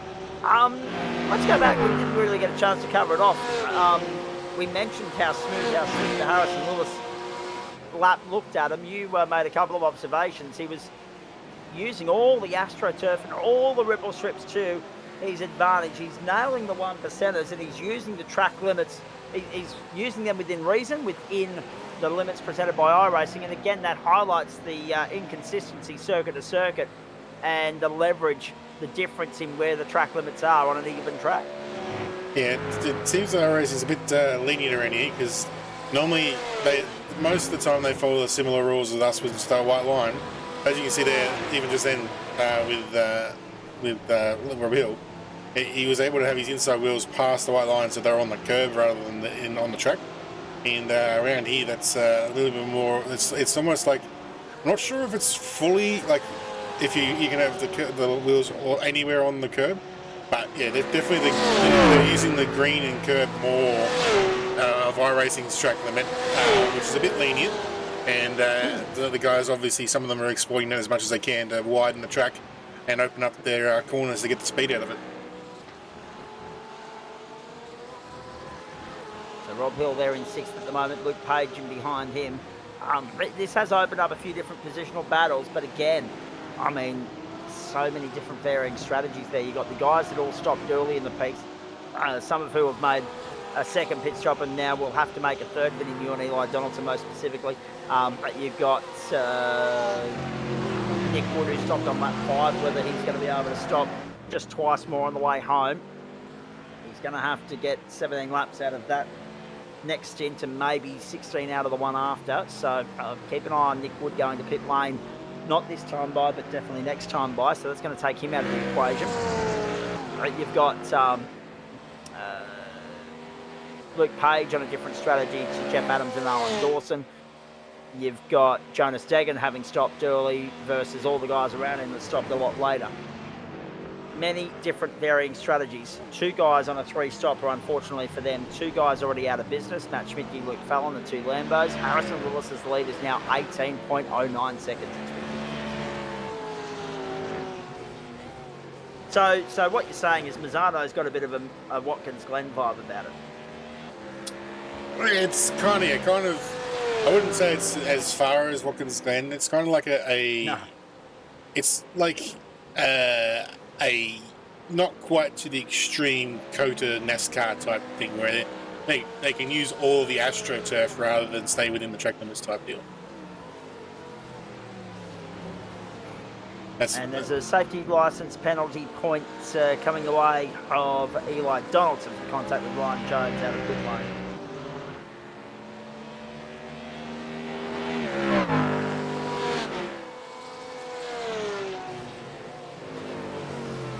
Very exciting, by the way, ladies and gentlemen. I know I normally talk sport and motorsport here, but you all know I'm an Amy Shark fan. Album number 4 on its way later this year, so keep an eye out for that. If you've been watching her socials of late, you'll know that she's teasing the new single, and there'll be more teasing to come. Don't worry about that. She's very good at teasing without teasing in the way that some of you will be thinking I'm referring. Because obviously she's a happily married woman. But yes, very good at teasing the new coming content on the music front. And she's a very bloody talented artist. There's no doubt about that. 25 minutes to go. Dig up, Zach. Dig up. Lewis, Barrelon, Edmonds, Jones, and Deggan the top 5. Rob Hill, Luke Page, Jeff Adams, Alan Dawson, and Nick Wood the top 10. Wayne Hewitt, Paul Rogers, Alan Holgerson in behind that. And Eli Donaldson, Vinnie Ewan, and Matt Schmidt and Luke Fallon. Reverse strategy for Luke Page. Yes, absolutely. And Nick Wood was doing this lap as well. He's in too.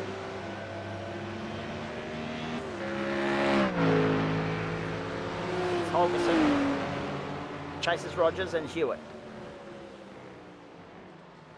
Dawson's chasing Adams at the moment. Earlier stops expected, as we saw for Luke Page, but also for Ryan Jones, for Jonas Deggan, because the threshold was close to 20 seconds, 19-20 seconds. Lewis went full stop. Barrelon went full stop. Jeff Adams went full stop. Alan Dawson went full stop. So too Paul Rogers, Alan Holgerson. And that was about it. Hence why Nick Wood and Luke Page are back in this time through. That should be Nick Wood by rights. He doesn't want to make another stop. He wants to get all the way to the checkered flag. Lap 23 in the books. We envisage somewhere between 15 and 16 to go. With 23 and a half minutes on the clock. Certainly enough time to squeeze the full 16, but there is another pit lane transit that could throw that out of whack. So, as we said, 38.39 was where we were looking. Further we go into the race, the lap time's not really dropping or improving, so we're probably looking at 38. But if we go to 39th, it'll be purely on the throttle, the accelerator of Harrison Lewis, who is in unstoppable touch tonight. 19.8 seconds to the good. He is just carving up. In comes Alan Dawson. He's second and final stop. Alan Holgerson continues on a lonely 10th. Adam Lavis, let's talk politics for a moment. I'm enjoying the fact, because I know where you work when you're not on the platforms of the Gentleman Sim Racing Club, but I'm also liking the fact that there's now politicians and other members of the public coming out and slamming these idiots and saying, listen, we know that everybody's worried, but this isn't COVID, this isn't toilet paper. There's no need to go and panic buy, well, there's no need to go and panic buy your toilet paper, quite rightly, or quite frankly, but there's no need to go and panic buy your fuel. No, there isn't. And unfortunately, yeah, it's the media scared a bunch of people, and now they've created their own self-fulfilling prophecy by nationwide increasing the sales of fuel to a point now that tankers around the country can't refill those petrol stations. So, yeah, so they think they've done the right thing because they're seeing all these fuel stations run out of fuel, but they've run out of fuel because everyone's panicked and bought 20 to 50% more fuel than they would normally buy in a week. So, yeah, just causing their own national crisis. Greg Healy putting a stop to some chatter going on in the GT3 Discord at the moment as well. So there's been some drama elsewhere in other splits tonight. We'll have a look at that a little bit later on. In the meantime, here comes Daniel Edmonds in third at the moment, but that's not on corrected order. He's got a 5-second invoice coming his way. Still got another pit stop to come as well. And the other point that we should make here, Lewis, Barrelon, Edmonds, Jones, Hill, Adams, Hewitt, Rogers, Holgerson, and Donaldson. To complement what you were saying, I went into Goulburn yesterday, and I got to the Shell at the big Merino there, and I was like, no, I couldn't be stuffed paying the price of the barrel. I'm very lucky. I know the great people at the Canberra Kart Club are reimbursing me for my fuel on this trip, and that they would pick up the tab. But if I wouldn't be prepared to pay it myself, I wouldn't expect them to pay it for me either. So I got on Fuel Watch. It was 15-20 cents a litre cheaper just to drive 5 minutes across town.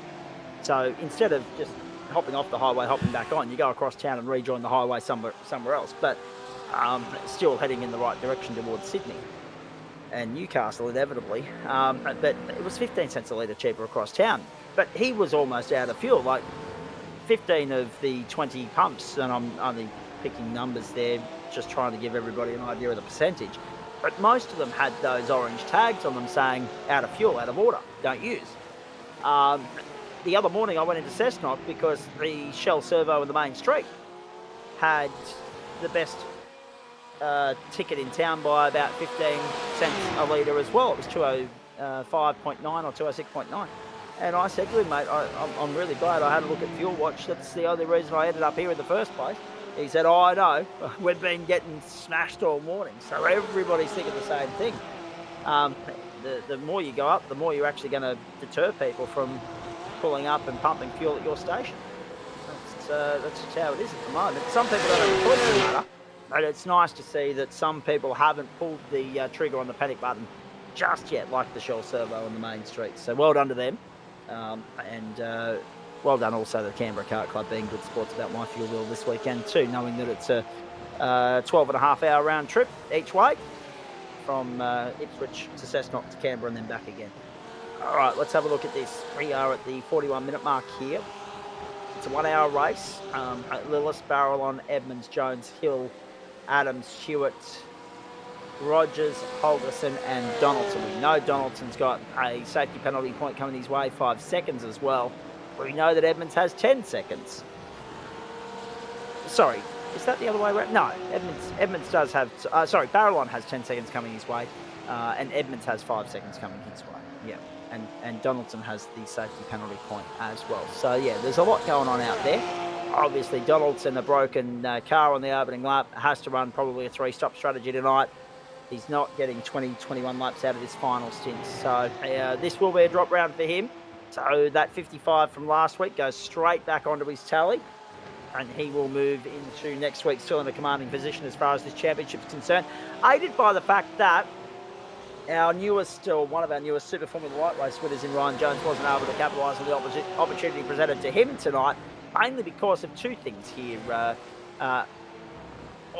Nick Wood, righto. Into the point limit, reached for Nick Wood. Drive-through penalty for Nick Wood. That'll add insult to injury, won't it? Jeez. In he comes. That'll be pit transit number 3 for him. And that ruins his plan as well, because he stopped on the opening lap with the plan of just going through the motions. He stopped on, lap 5, and that put him on the reverse strat. That now has put pay to that. That's ruined that. He now drops down into position number 15 and last on racetrack. But yeah, it's interesting. Ryan Jones not able to, obviously the incident with Eli Donaldson hasn't helped matters, and Jonesy comes in now, by the way, to complete his second and final pit stop of the night. He hasn't been able to convert the opportunity presented to him to try and minimise the deficit to Eli Donaldson. So, still advantage Donaldson with 2 rounds to go. Jonesy's not entirely at it. We've seen stranger things happen in the past. Donaldson only needs to have a slip in the next 2 weeks to bring Jonesy back into the fight. And you wouldn't want that to happen at Road America, but we know what a trip hazard that track can be, because obviously enduro points are on the line. Out comes Jones in 12.4 seconds. Jeff Adams, Wayne Hewitt go through into pit lane as well that time through. And Jones is going to return onto the circuit in 7th. Edmonds has 5 seconds coming his way. Barrelon has 10. At the moment, neither one of them loses a position. But at the moment, we can't be 100% certain about that because we're waiting for the field to cleanse.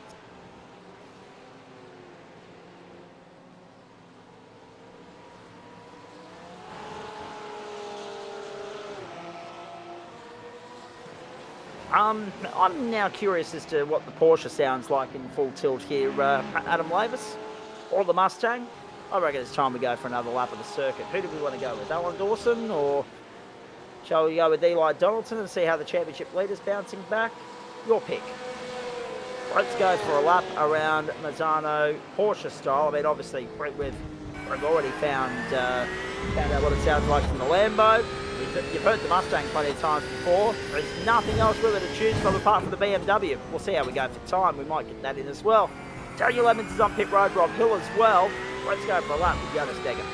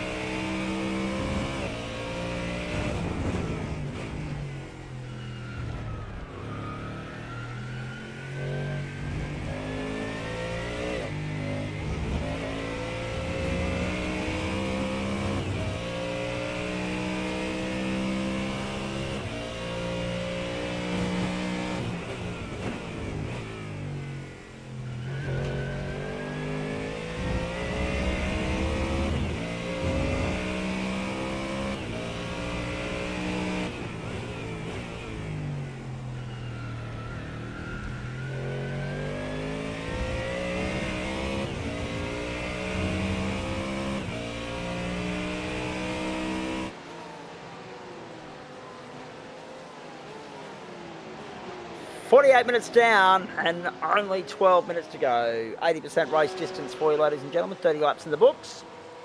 So again, heading towards that 38 lap marker.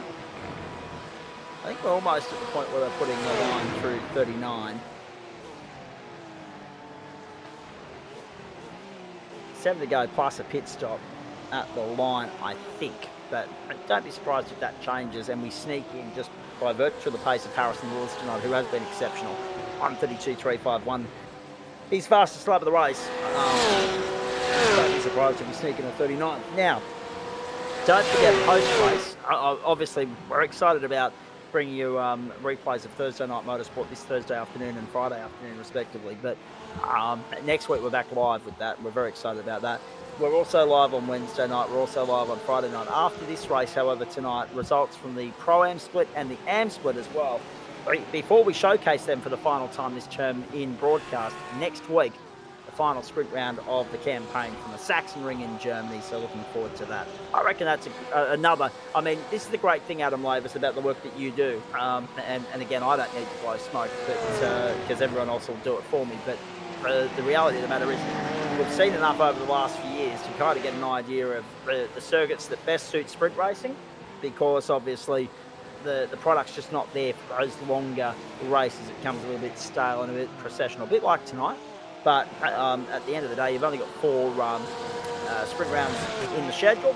And next week, the Saxon Ring, we know how tough a slog that was for everybody last time. We did 60 minutes around there. But I reckon it'll be frantic, it'll be fierce, it'll be well contested, those 2 sprint races next week. Let's just hope people hop online, get in the cockpit, get on board and support it. It should be interesting. Be a very fast-paced track around there. I think Saxon Ring is one of those tracks where you could do both, because it's obviously going to be very hectic, because it's a very tricky track to get past. So the sprint race is going to cause a little bit of angst and people trying to, a bit of urgency of people trying to move forward.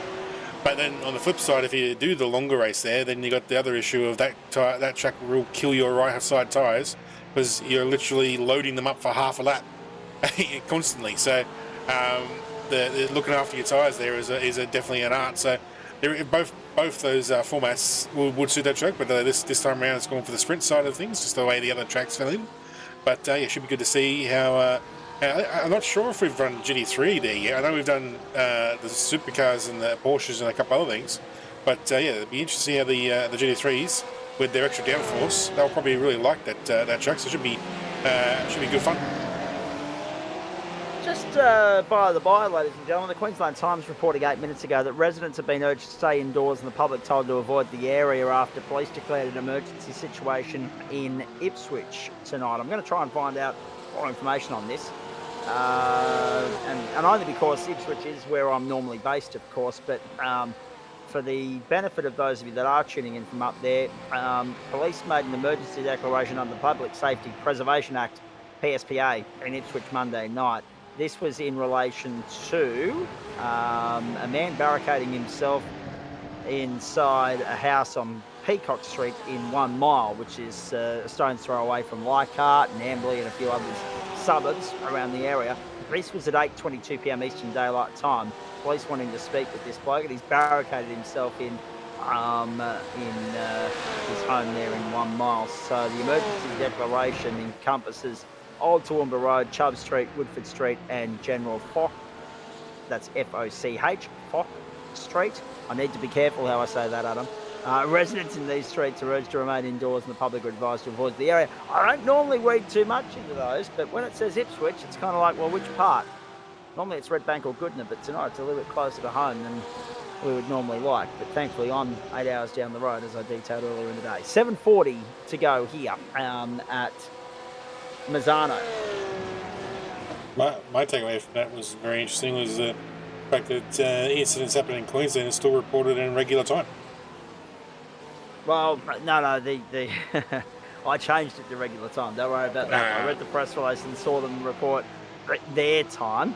Make the signal whichever way you like to, ladies and gentlemen. Either the one that signals it across your forehead or the one down below. As to what I think of that. But yes, 8:22 p.m. Eastern Daylight Time is when that incident played out. 7 minutes to go. There's Paul Rogers on pit road. Well, that won't yet cleanse the field. Harrison Lewis, Alan Holgerson. Due this time on the pit lane, you would imagine. Harrison's lead is 59 seconds on Alan Holgerson. But yes, it should be this time by for Harrison Lewis, given that he went 17 laps in the opening stint, and this one should be 17 as well. 6.5 minutes to go, and actually now looking like we won't get any more than 38 laps, definitively.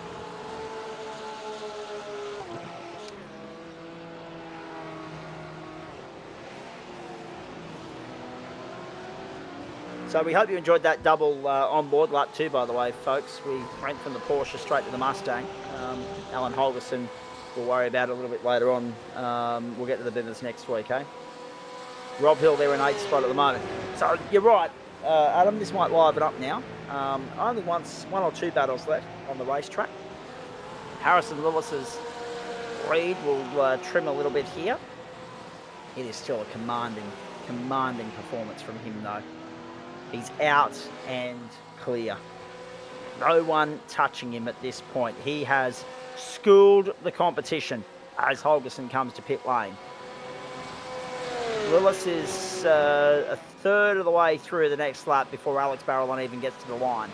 Margin drips down to about 29 seconds, maybe a little bit less. But it's still a crushing, smashing victory all the same. There it is, it's stabilised. 30.36 seconds.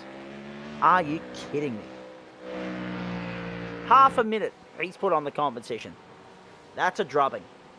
It's great to see him back in the GT3 fault, back on the platform of the GSRC and back in victory lane and dominating for Orbit Drop Air Motorsport in the Lambo. Can't wait to ask him about last week's Super Formula Light domination as well. So he's just slowly but surely popping up in different servers. Next year he'll come and have a crack at GT4 and maybe the Porsches and carve up there as well. He's just going to slowly tick boxes to send messages, make statements, I think, Adam Lavis, to all and sundry that when he's here, he's the one to keep an eye on. He's the benchmark. Yeah, he's proven himself, two-time champ. So everyone knows once he's in the server that it's going to be a tough night to get ahead of him. But it's not impossible. He is still a fallible driver. So if you can get all your lines correct and get the pace, you can get to him. But tonight he's been a cut above and put a 30-second gap on the field. Well, actually it's more than that because Alex has got a 10-second penalty. So it's really a 30. It's basically a what's that? 10 seconds. Yeah, so it's going to be a 40-second gap basically because then Edmonds has got a 10-second penalty and then Jones is right near Edmonds. So yeah, around that 35-40-second mark. That's still when the lap times are only 1 minute 50. That's basically the 20% of the lap. So he's really pulled out in front and just asserted his dominance tonight on the field. Final stages, 3.5 minutes to go. It's been a bit of a taxing one, this one, ladies and gentlemen. Although Trav has a party to his credit. He said to me in the intermission, he said, "You sound a bit worn out." And I said, "Yeah, it's been a big few days, but it's not the fact that I'm feeling fatigued at the moment. It's that the voice box is a little bit worse for wear after being out in the elements, right next to the race carts over the weekend, commentating in amongst all the other noise, trying to combat and compete with that. And sometimes people say I don't need a microphone. I bloody well did last weekend, let me tell you. Harrison Lewis, 31 seconds to the good. Barcelona is only... Well, this is interesting, isn't it? This is really interesting. Barcelona and Edmonds aren't actually going to drop a spot at all at this point. The only thing is actually that Edmonds might actually gain a spot. That's how silly this is going to be. Because he's got a 5-second penalty. He's only 4 seconds behind Barcelona. And Barcelona's got a 10-second penalty, but they're still going to be second and third. Because they are 16 seconds and 12 seconds to clear Ryan Jones. It's silly, isn't it? So Edmonds can sniff second because he's got less of an invoice than Barcelona. Oh my goodness. Oh my goodness.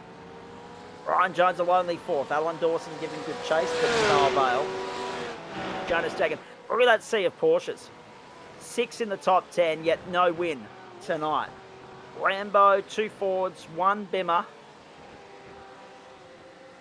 In the end, 15 finishes from 17 starters. We only lost 2 in the first 8 laps. Everybody else has soldiered on. I mean, Vinnie Newen's gone a lap down, and I think Nick Wood will as well in the closing stages here.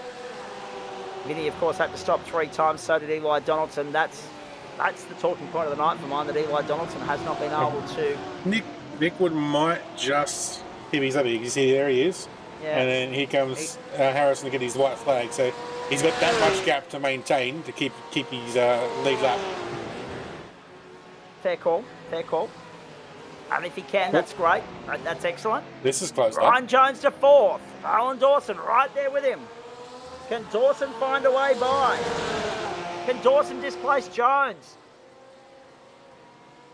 Have a look at this in the closing stages. And speaking of close, Rob Hill, Jeff Adams and Luke Page, 7th, 8th and 9th. We'll have a look at that as well in a moment. Have a look at them duking it out. So all the Porsches are squabbling amongst themselves. It's like being here on a Thursday night. Unbelievable. Willis is cleared 33.1 seconds. He's on the way home. He has seen the white flag. We are 30 seconds from time and he is half a lap from home.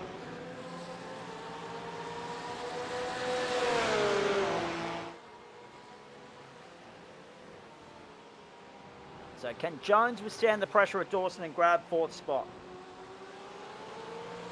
We shall wait and see.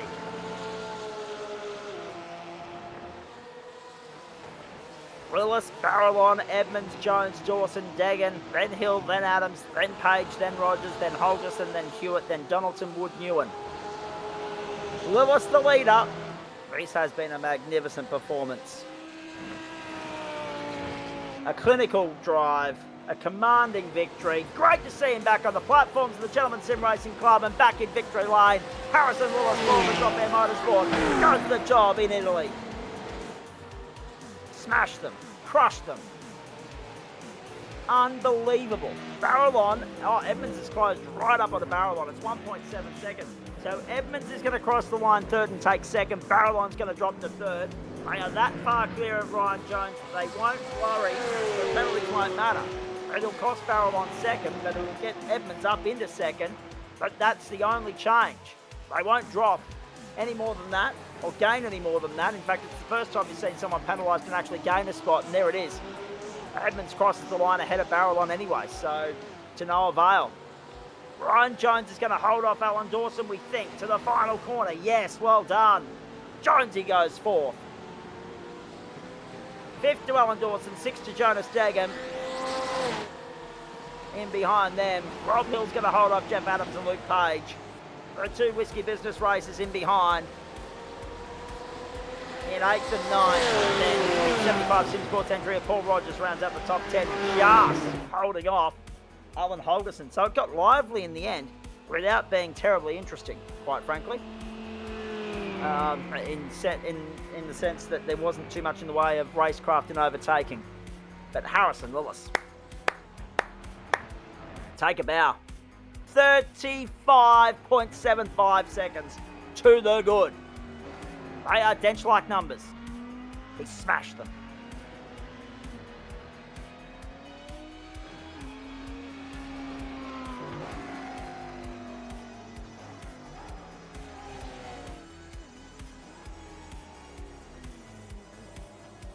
Wowee.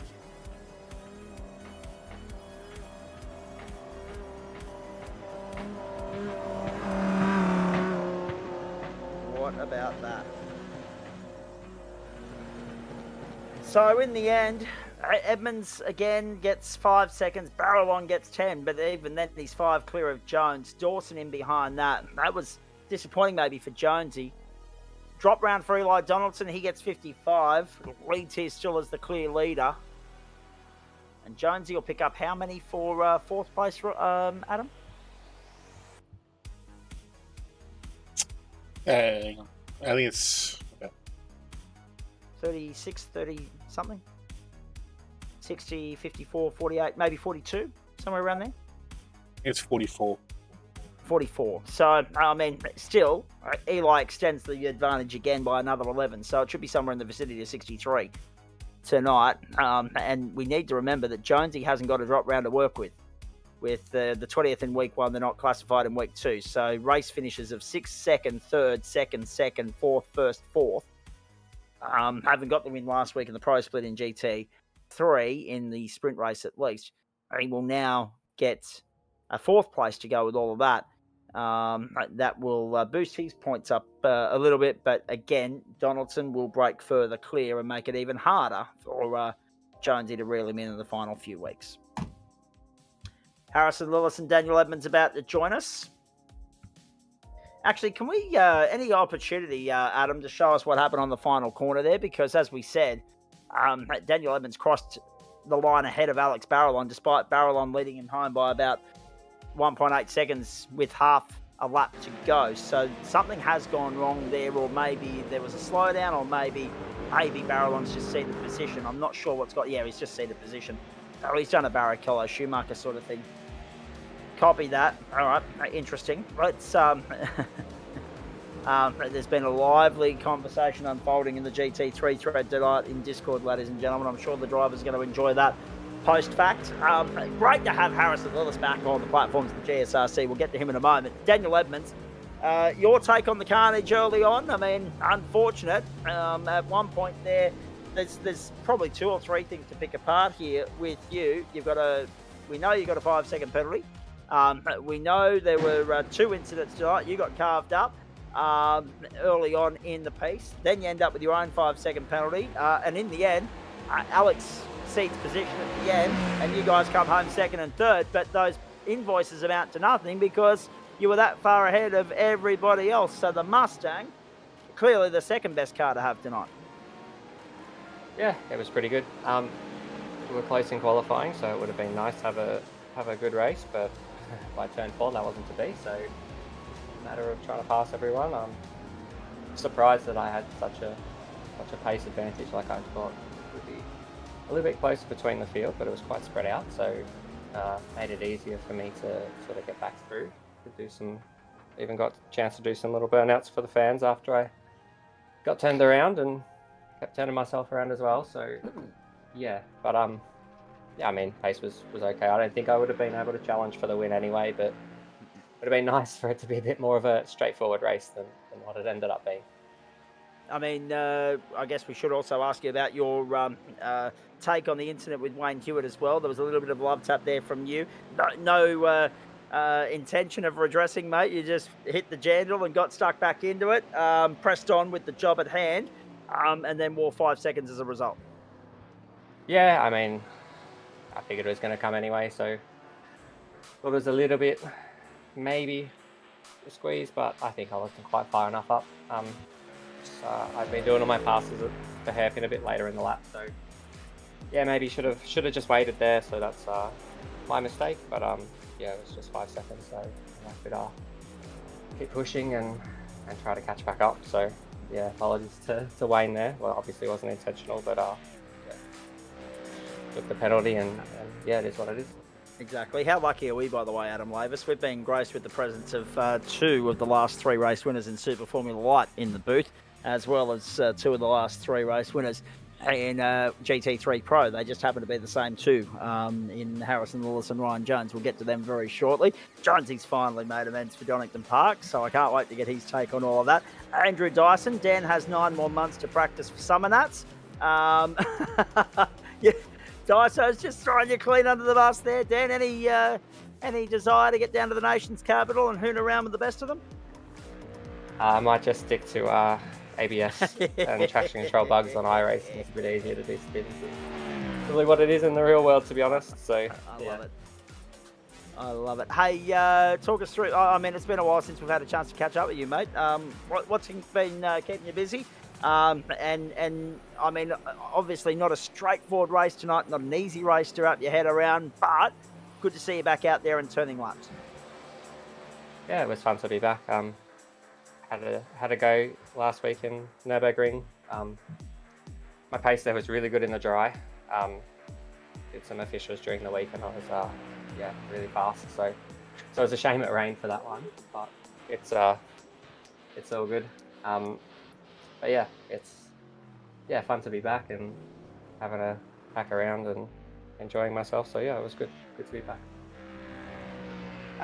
What else is going to keep you busy for the balance of the term, mate? I mean, it feels silly to be saying this, but given the pace and ferocity of this season so far, we're only 2 weeks away from the grand finale. Will we see you next week for the Saxon Ring? If not, the week after for Road America? Saxon Ring sounds pretty grim, so maybe not. But I might do Road America. We'll see how I feel. Obviously not really fighting for a championship, so maybe Ryan needs me to do some team orders, but I don't think we'll do that.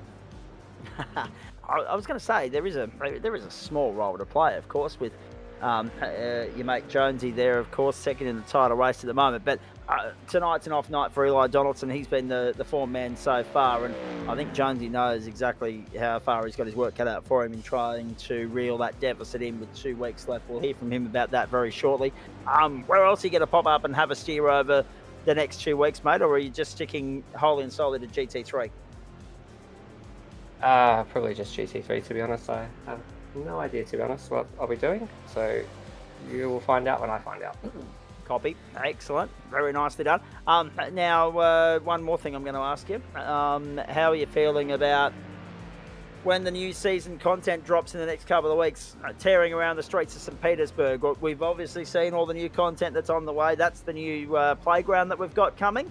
What are your thoughts on one of our favourite venues in the real world for IndyCar?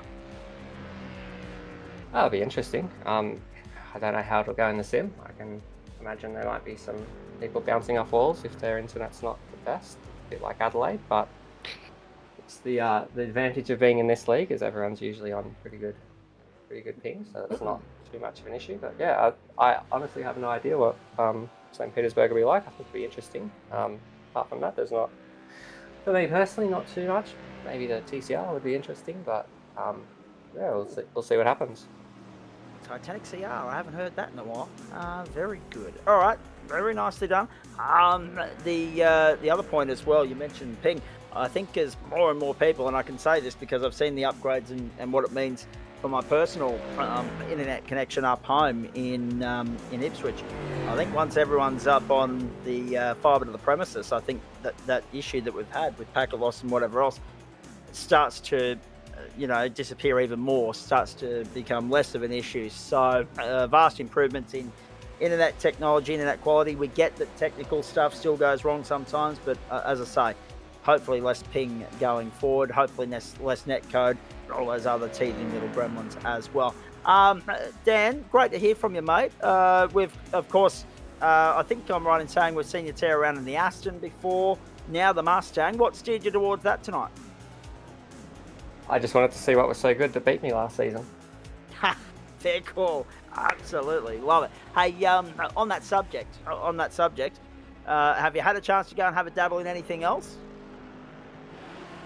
I don't think I've really driven too much. I drove the Porsche GT3 at Daytona, and that was enough to make me not want to touch the sim for a month. So, yeah, that was good. So, won't be doing that again anytime soon. I don't know how these guys are at the front in the Porsche. I think it's the worst GT3 ever made, but that's my opinion.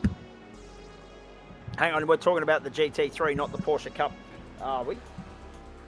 Yeah, the GT3. I haven't really driven much of the Cup car. Did some wheel stands at Spa and parked that one back up. Because there's plenty of mixed views on that one as well. Just ask the guys that don't like the creature comforts of ABS and traction control about that.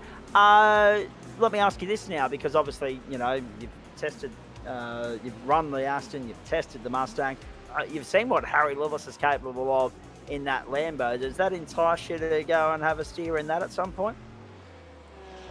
I don't know, but I think for the most part, I think over a season, maybe the Lambo has some tracks that's quite weak. Obviously, it's really strong here, but the Ford, the Aston, even the Merc, the front engine cars are a little bit better at the moment. So I think they're sort of the ones you would want to go to. Obviously, with this season starting at Daytona, that's a fourth track. But I think for the most part, probably looking at front engine cars the way that iRacing is at the moment, for better or worse.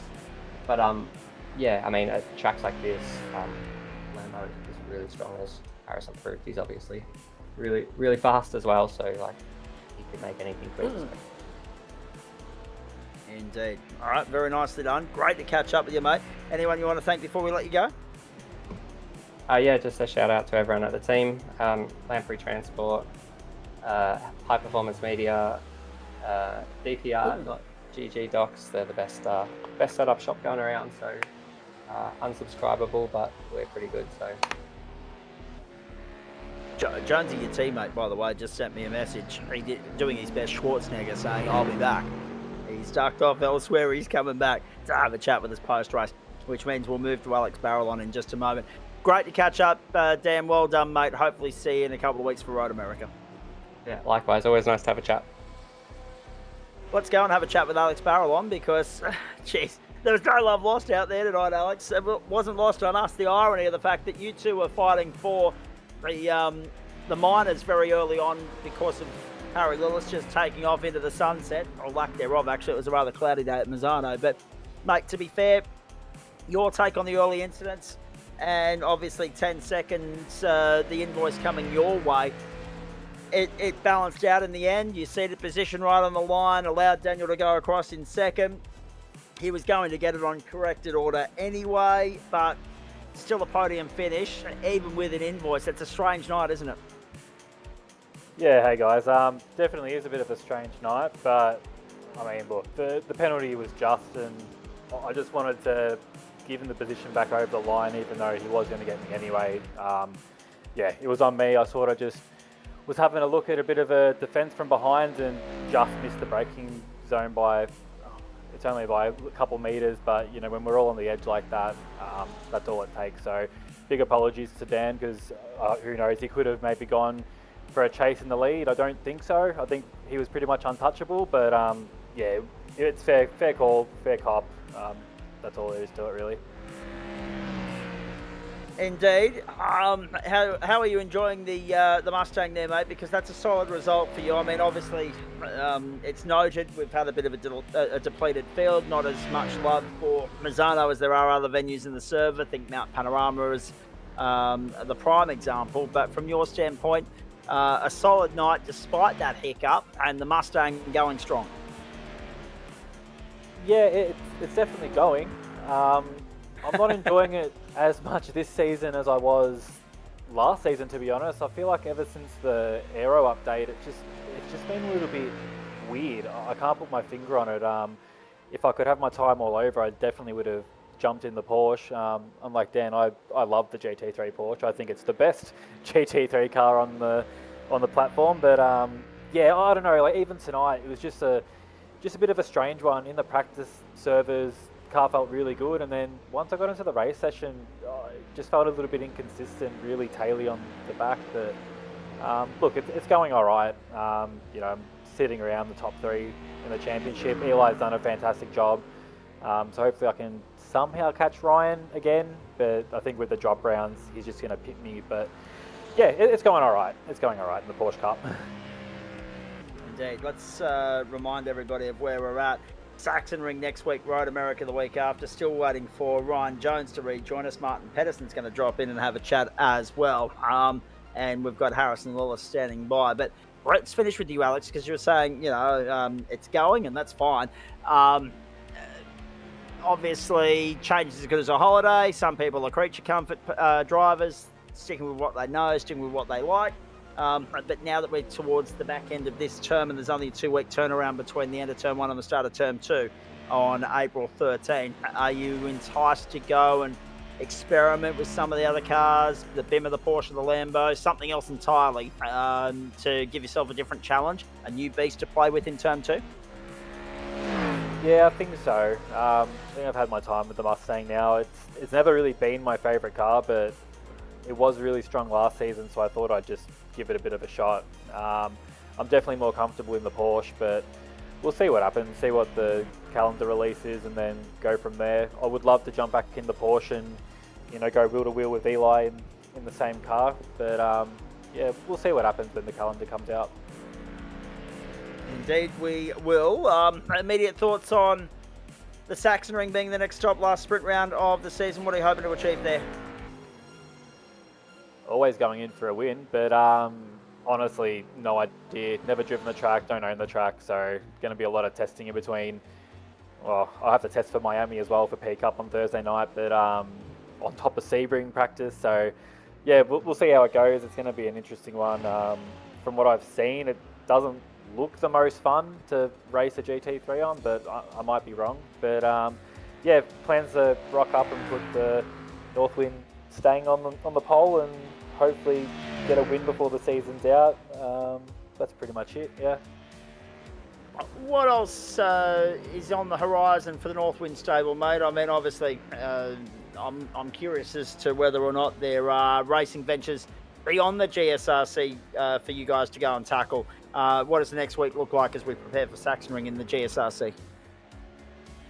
There's going to be a lot of Miami testing for GSRC P Cup. We've got the Dakin boys looking to take the team's championship, hopefully, and the individual championship. So, going to get those boys across the line. And then just a whole heap of Sebring practice, really. Got that coming up. And I think there's a few boys in a couple other leagues. But apart from that, it's just sort of all hands on deck for P Cup, I think, for the rest of them. And yeah, just keep grinding away, getting faster. We've had a lot of boys in the team who have improved massively across, you know, multiple categories of car, but whether it's GT3, Porsche Cup, the boys have been putting in some mega effort. So yeah, just hopefully get quicker as a team and just take on Sebring and have a better Sebring than Bathurst. And yeah, watch the Dakin boys take out the championship, hopefully. Yeah, exactly right. A lot to look forward to as far as the final few rounds are concerned, not just, as you say, with SFL, but also GT3 Porsches, supercars, a lot of good racing to come our way. GT3, the interesting thing for mine, mate, I just asked Daniel Edmonds about it. What are your thoughts on St. Pete joining the fold here in a couple of weeks' time? Pretty keen for it, to be honest. It's one of my favourite IndyCar tracks to watch, so it's always good to get a cool track come onto the service. So yeah, very keen. Excited to race there and give a few different cars a drive around there, but you know, a new track's never a negative, so super keen. There's a couple of other late arrivals into the house here. Jonesy's returned. He had me hold his place in line for him. He's after Harrison Lillis. Then we'll get to Martin Pedersen and Eli Donaldson. Boys, stand on by. We'll get to you shortly. Jonesy's already done a drive by me today, saying he doesn't like waiting around an hour to have a chat. It'll only be about half an hour tonight, mate. We'll be right. Beauty sleep's important after the Grand Prix weekend. Alex Barrelon, let's finish with you. What else would you like to say while you're here, mate? I'm sure there's a few people you'd like to acknowledge and thank for the fact that you were second across the line tonight, and it was a solid drive, albeit with that little hiccup off the start, but put that behind and pushed on and solidly and rewarded with the podium. Just another big thanks to all the Northwind boys. You know, our momentum that we're gaining this season it's unreal. For our first season as a team, I think we're definitely turning some heads and rustling up some feathers. So very keen to keep that going. So just a big thanks to all the boys in the team and all the sponsors. And then that's pretty much it. Apart from that, another big apology to Dan, because I don't like taking people out. I haven't actually taken anybody out this season, I don't think. So yeah, definitely not going to do that again. But apart from that, just the Northwind boys really. Super proud again and excited to see what happens for the rest of the season. No, I don't like taking people out at all either, Alex. Don't worry about that. That's hence why I live the life of a single operator and am available to be here on a weeknight, 40 weeks a year, 3 nights a week for the platforms of the Gentleman Sim Racing Club. Go well, mate. Good to catch up. Thanks, gents. You too. Have a good one. There he is, Alex Barrelon. Harry Lillis, it is terrific to see you back on the platforms of the GSRC, and we have to start by saying congratulations on that clinical, commanding, crushing win last week in Super Formula Light. And I mean, you just changed from the entree to the main course this week and did exactly the same thing at Misano in GT3. And that Lambo of yours just looked hooked up. Yeah, it was hooked up. It was just the fixed dot. So had a bunch, like probably just way too much wing on it. Pretty steady, and it just kept on the road.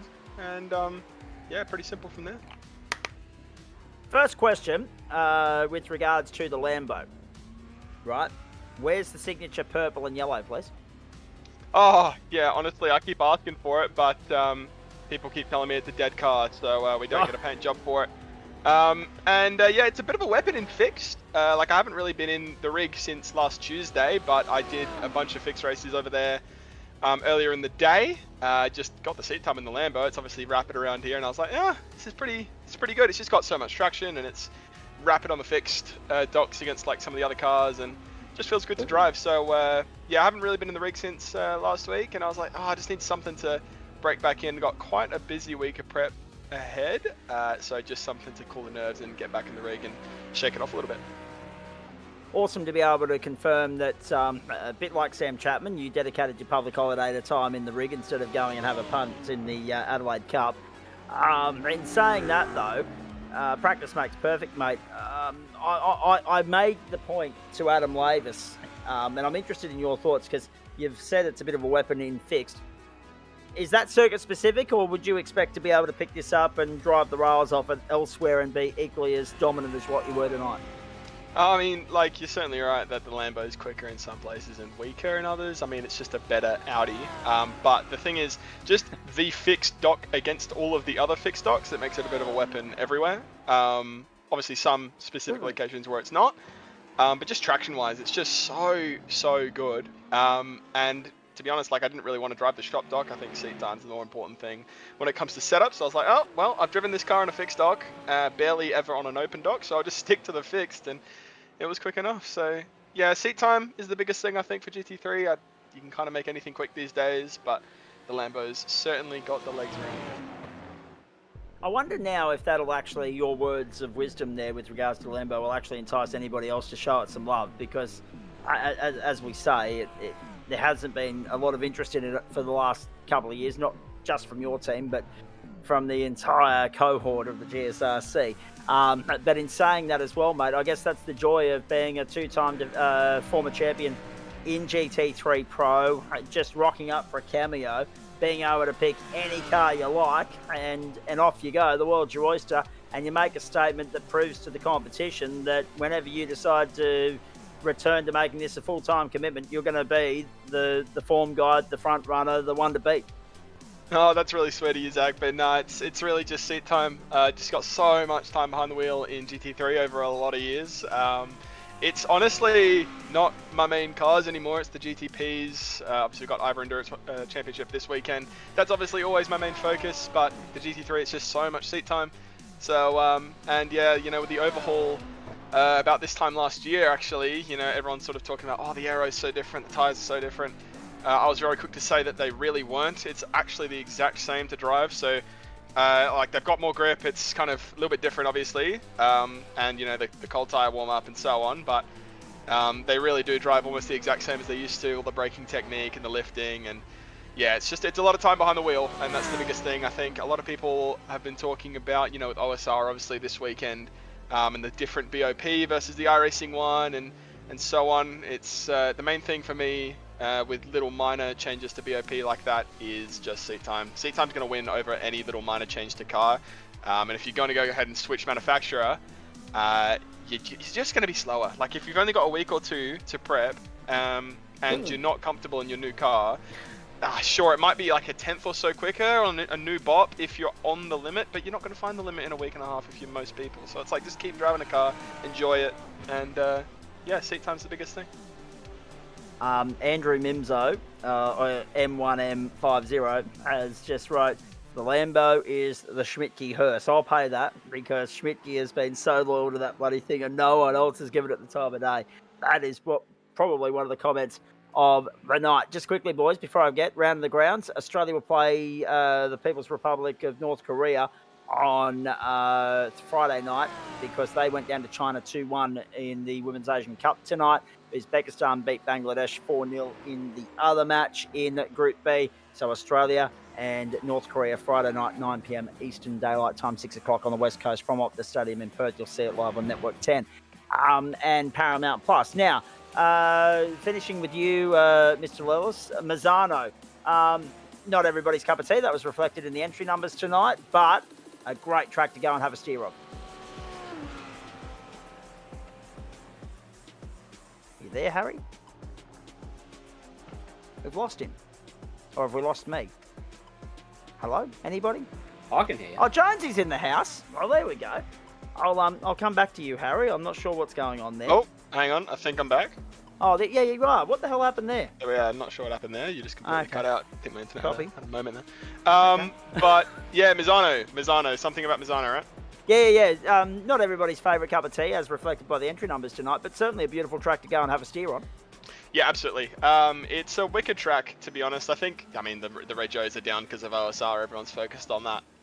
But it's a great track. I think the reason the skill gap's quite high is because it really brings out all the important things when it comes to GT3. Some of the really difficult things. It kind of brings out literally everything you need to be quite quick in these cars. You can't really drive it comfortably. It's quite a knife-edge sort of track. So, you know, you've got a lot of moving, kind of shifting braking zones.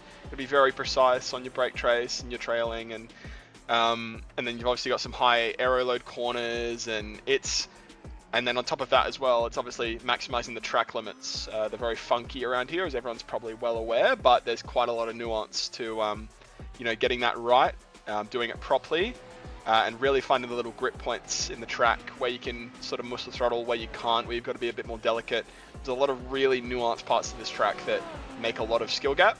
I honestly really love it, but it's one of those tracks that takes a long time to learn, and it's fair enough that people don't really want to give it a shot. Fair call.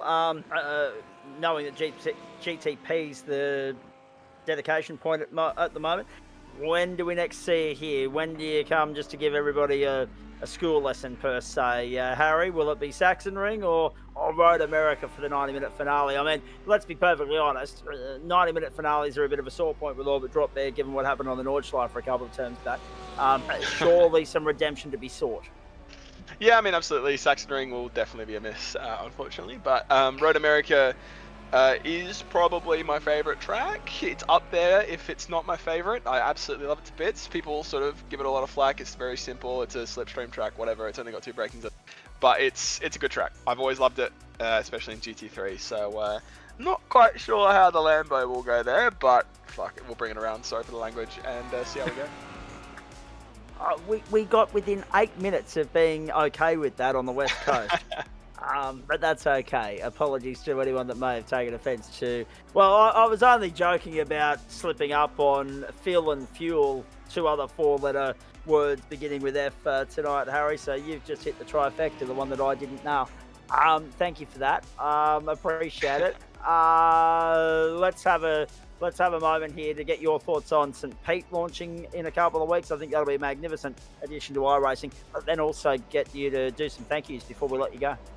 Yeah, absolutely. I don't really have much of an opinion on St. Pete. It's obviously a highly anticipated track. It's obviously world-renowned. It's incredibly popular. It's really sort of unique and awesome. Can't wait to give it a go. I really don't know much about it, though. I guess I'm quite uncultured in that regard, but be exciting nonetheless. New tracks are always fun. As for thank yous, of course, everyone back at the team and all our team partners, Revolution Race Gear, iLiveries, Sam Blackwell Media, and Cosi Engineering Solutions, Hybrid Tune, Hybrid Racing Simulations, Demon Twix, and Fight Colorectal Cancer. They always back us in, and while I'm not able to run those colours on this car, they're always backing us in regardless. So a big thanks to everyone there, and you guys for running the league and running the broadcast. Memo to your team leaders, still Mr. Wilkinson, yeah, Tommy? Absolutely. Yeah, Tommy. We need the purple and yellow shining through on the Lambo. Come on, mate. make it happen. From a broadcast standpoint, it just looks so much better when it's purple and yellow. Not that there's anything wrong with orange and black, but very, very out of uniform mufti day sort of vibes going on here for Harry Lillis at the moment. Mate, terrific to catch up with you. Well done. We look forward to catching up, hopefully somewhere down the track. Maybe even get you back in Super Formula Light as well, because it was like a duck to water, that performance last week from you as well. Yeah, Super Formula was really good fun. I drove it competitively really early when it first came out, but there was a bit of sort of setup drama going on there with people getting 10Ks extra top speed that just pissed me off a little bit. So threw them in the bin. Otherwise, they're good fun to jump into. Not a whole lot of power, so easy to just mush the throttle everywhere, and obviously infinite aero and they weigh nothing. So really good fun to jump into sometimes and give it a go. So yeah, we'll see what we come back to in a couple of weeks. He's going well with the 4-letter words at the moment. We're now to the letter P. Excellent. Very good. Hey, Harry, true or false? Because I mentioned last week that part of the narrative there with Dan Yeaman, he had Mark Hilly there for reinforcement in his battle with Marcus Watson in the championship stakes 2 weeks ago in Miami. Were you called in as backup on that occasion, or were you there on your own accord? On my own accord. Okay. All right. Very good. Very good. I like it. Playing the team line. Very nicely done. Although that being said, it matters very little now because Marcus has lost 3 rounds, so it's Dan's championship to lose as far as we're concerned. Go well, mate. Go and get some sleep. Well done. Catch up soon, hopefully. Awesome. Thank you so much, guys. Have a great night. That was a brilliant performance from Harry Lillis tonight, winning by half a minute in a different postcode almost by the end of the night. Ryan Jones, how are we feeling after 4-5 big days in the Albert Park Grand Prix precinct? Sunburn. Yeah, to me be too, honest. and I was in Canberra. So how do you go to Canberra and it not reach 30 degrees and still get sunburn? But mate, fascinating weekend down there. A lot of carnage, a lot of drama, a lot of good racing, particularly in Porsche Carrera Cup. Good to see a couple of Toyota 86 graduates make their debut there. Might get your thoughts on that if time permits a little bit later on. But let's talk about you, because it's been a big couple of weeks here, mate. Finally got the monkey off the back in Super Formula Light. Finally got a WD name there. That championship's looking okay in terms of trying to bag a result. Same can be said here. Eli Donaldson, the only one ahead of you. Your thoughts on Misano? There were a couple of hairy moments tonight. We'll get your details on that, or get your thoughts on that in just a moment too. But really, you did all you could tonight. There was just no stopping Harry Lillis, and the Mustangs were strong too. Yeah, I've barely ever driven this place, so it's pretty hard to come in and pick it up. And as Lilas was alluding to, it's a pretty demanding track as well in terms of technicality. So yeah, struggled to get it right, and was just trying to bank some good points. And then early on lap one, I was cheering because Eli was pulling off with steering damage. Well, here we go, championship fight is on. And then about halfway through the race, I twigged that actually he's going to gain points on me because of the drop rank system. I come into the night 50 points behind, I've smashed him, and I've come out at 60 points behind. Correct. Yep, exactly. And it's a dagger in the heart when you make that realisation, isn't it, mate? Obviously, the unfortunate incident involving you two resulted in Eli copping a safety licence penalty point. Just no peripheral vision there, really, given the... I guess the strange pit exit rejoin position on this circuit, and obviously it's not too far off the old racing line. Your take on all of that? Obviously, Eli's copped a safety licence penalty point. You guys have probably lost a few seconds, which again didn't really matter in the grand scheme of things, but not convenient at the same time. Yeah, it's a tricky one. Obviously, Eli feels like he shouldn't have got the penalty. I feel like he should have got more of a penalty. Not that it would have mattered after he finished. But it's just one of the quirks of this track. Obviously, you've got the relative box, but we're not all looking at that coming through turn two. It's just one of those things. I was pretty ticked off about it at the time. But Eli and I have had some pretty good races this year, so there's enough respect there to get over it and move on. It did cost me a spot though, which I'm a little bit dirty about. I was just trying to stay within 10 seconds of Barcelona. Yeah. And unfortunately I lost 7 seconds from spinning, and I finished 15 seconds behind him. But that's alright. Like I said, I'm not really racing Eli for a championship anyway. Just trying to sort of secure a couple of P2s on Monday night in SF Lights and GT3. Well, let's finish with GT3 firstly, and then if you'll indulge me, we might even get your thoughts on the next instalment of the battle that you've got brewing with Orbit Drop Bear Motorsport at the moment in the supercars too. But let's get your thoughts on the next couple of weeks, mate.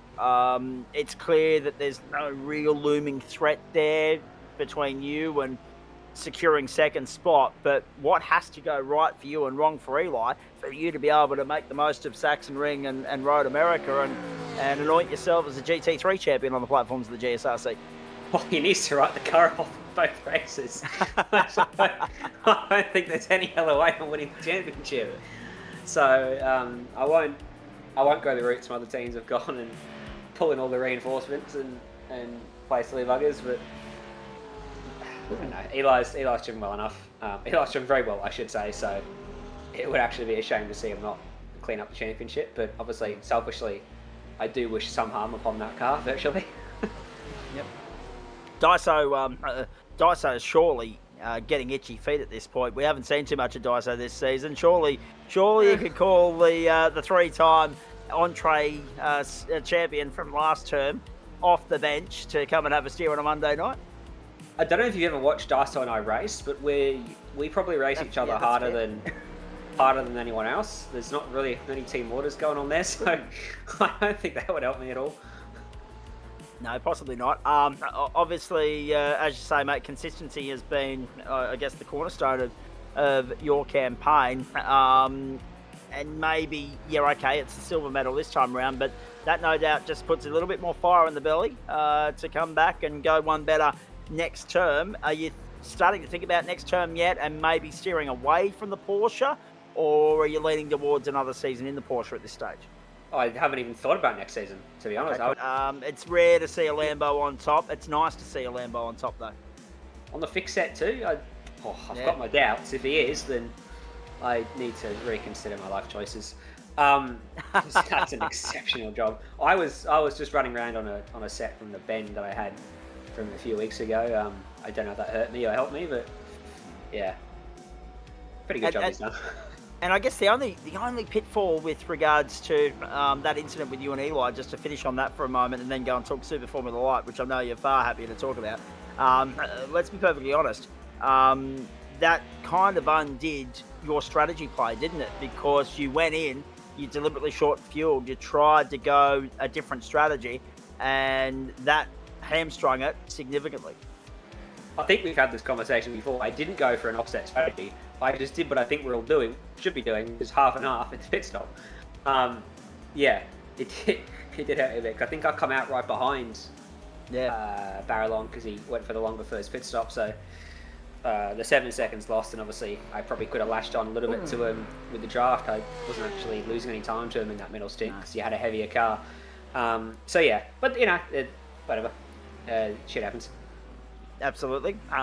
Look at us. We get past that 10:20, 10:30 threshold, and all the four-letter words start flying. It's fantastic. Hey, Jonesy, well done.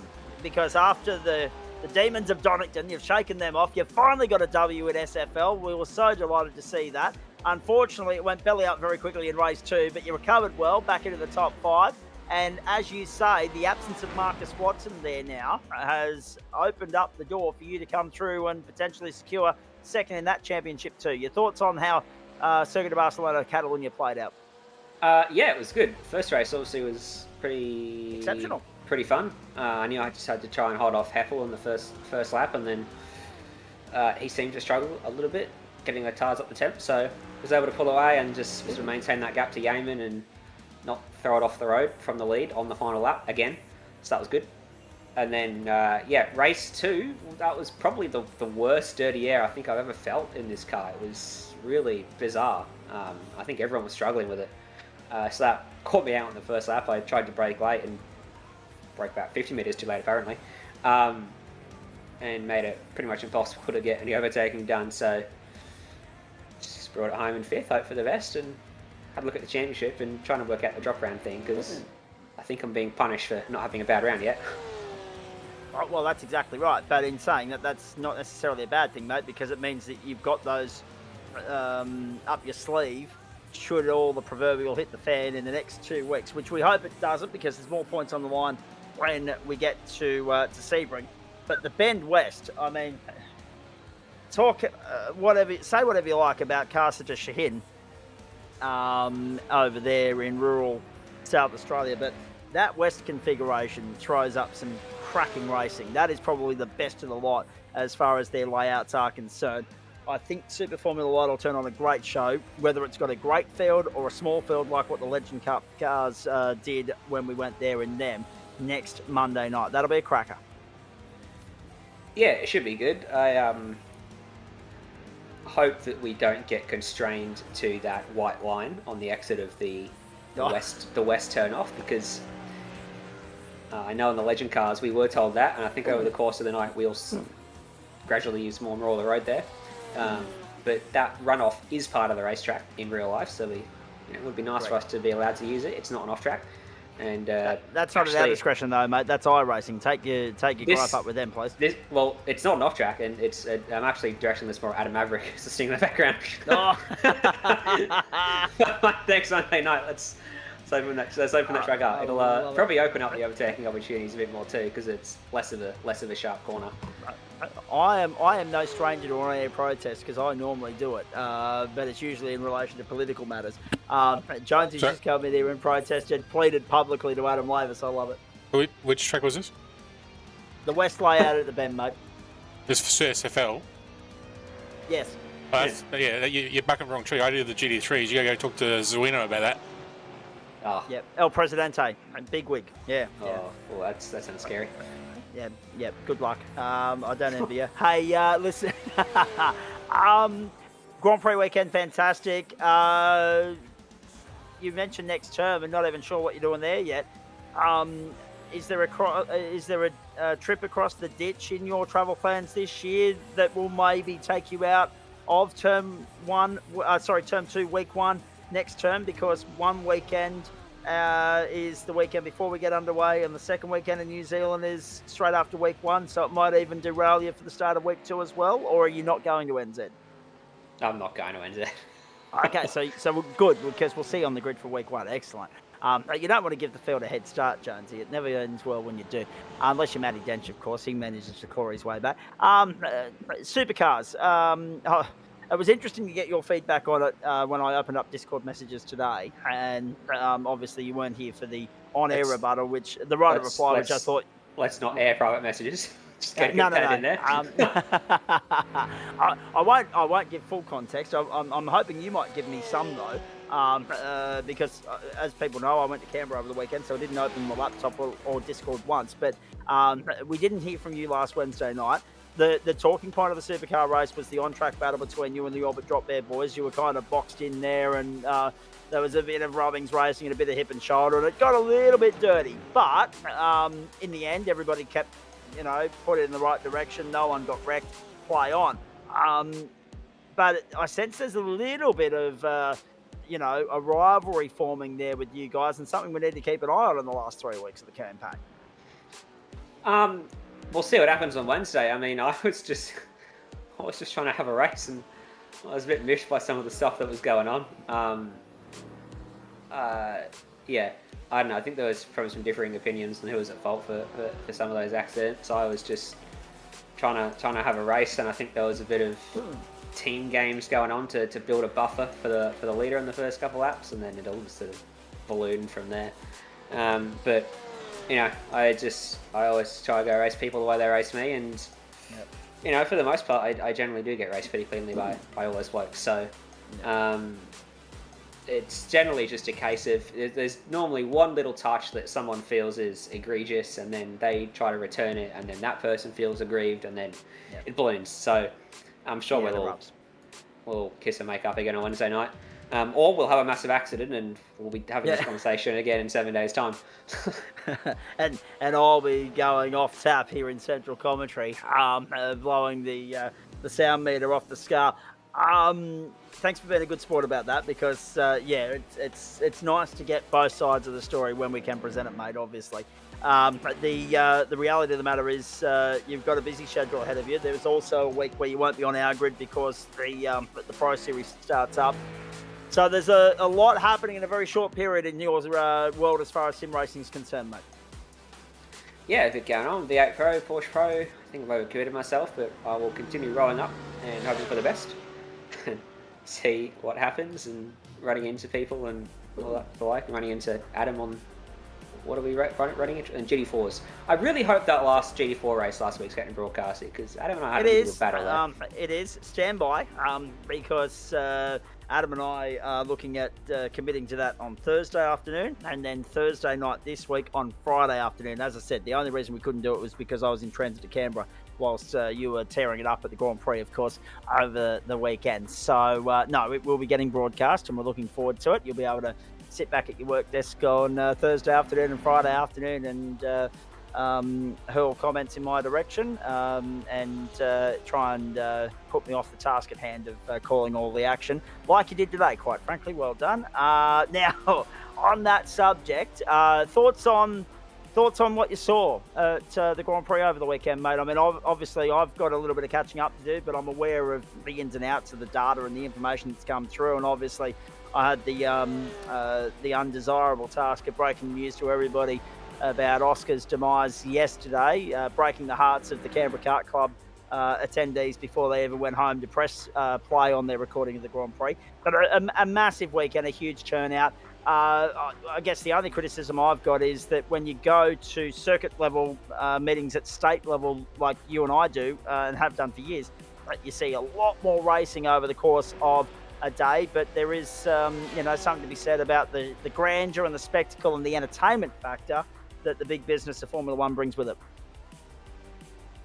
I don't actually know what the question was in that. No, just your overall thoughts on what you saw over the course of the 4 days, please. Yeah, good. I did another big event. Absolutely crazy. Shame to see Oscar shunt out. Good to see the main event. Actually get a bit of a crowd on Thursday and Friday. That being Carrera Cup. Yeah, I was more focused on my Porsche Empire that I'm starting to build. Yeah, it's good. Grand Prix is always a good event. It's probably it is the biggest event of the year, and just wish we could get those crowds at more events. I'm gonna considering that Harrison and Ryan have opened the door for me to do so, I'm gonna hurl an expletive here. The one thing that's annoyed me in the last couple of days, Jonesy, as you would have seen, the FIA came out and said, look, if we have to abort the mission of Bahrain and Saudi Arabia, they're not going to be replaced. And yet the bullshit spin from the Australian media, Sydney said, we'll step up, we'll host a race. Why don't we do two at Albert Park? Even Triple M Brisbane this morning trying to toot the horn of the Olympic city in 6 years' time and say, we could step up.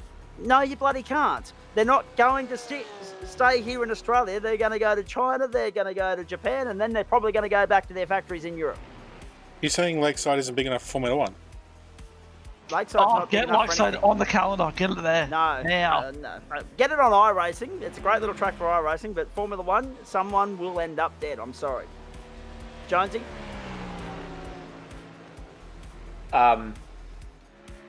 MotoGP Adelaide, eh? What about that? Try to steer the topic of discussion. Have a listen to it. But do you you're in the media, you work in the caper. There's a difference between reporting the facts and then just looking for bloody clickbait, isn't there? Not going to dive into that one. I have too many friends in Journo land. Oh, here we go. He's firmly wedged a picket in between the cheeks, ladies and gentlemen. He's sitting on the fence. You can't ask him to burn his sauce. It's his livelihood, man. I'm not trying to ask him to burn his sauces. I'm wanting his honest opinion on it. But my honest opinion is I don't really care. I just want to watch the racing, man. If we don't get two races in March, I'll be very disappointed. But they'll be back in April and it'll be all the sweeter when the lights go out. Hopefully that fifth light is on for more than 0.004 seconds. And yeah, it'll be good. I'm just keen we got another race this week. That's all I'm looking forward to. Yes, Chinese Grand Prix. Lights out, 6 p.m. Eastern Daylight Time on Sunday night. An afternoon race, 3 p.m. on the West Coast. Lap that up, prime time in New Zealand. Make the most of those races before they go to Europe and North America, ladies and gentlemen. The one I'm looking forward to is Indianapolis 500 straight into Canadian Formula One Grand Prix. What a great Monday morning doubleheader that is going to be on the last Monday of May. Jonesy, good to catch up with you, mate. Go and start the recovery. Try and get some sleep on the back of what's been no doubt a very busy week of burning the candle at both ends for you. We'll see you Wednesday night. Hopefully some more impressive performances coming your way from the legends. It'll be nice to have you back on the grid, actually. And then, of course, obviously, the supercars from Alton Park. Cannot wait to see the Porsches from last week on Thursday. And, of course, on Friday, the thoughts of the GT3 and the Porsches from week 8 of proceedings as well. So a lot to look forward to, mate. We're busy, but we're enjoying it. And full steam ahead for the Porsches. Last one on the Porsches, because you mentioned that you're trying to build a Porsche empire. You're qualifying for the Pro Series as well. So you're going to juggle GSRC Pro, Porsche Elite, as well as ASRG Pro, as well as you do supercars here and there. Does the race time that you get on the GSRC platforms help you in terms of your preparation for the big task that is going to be that Porsche Pro Series? Because that field is one of the most stacked you've ever seen in Australian sim racing.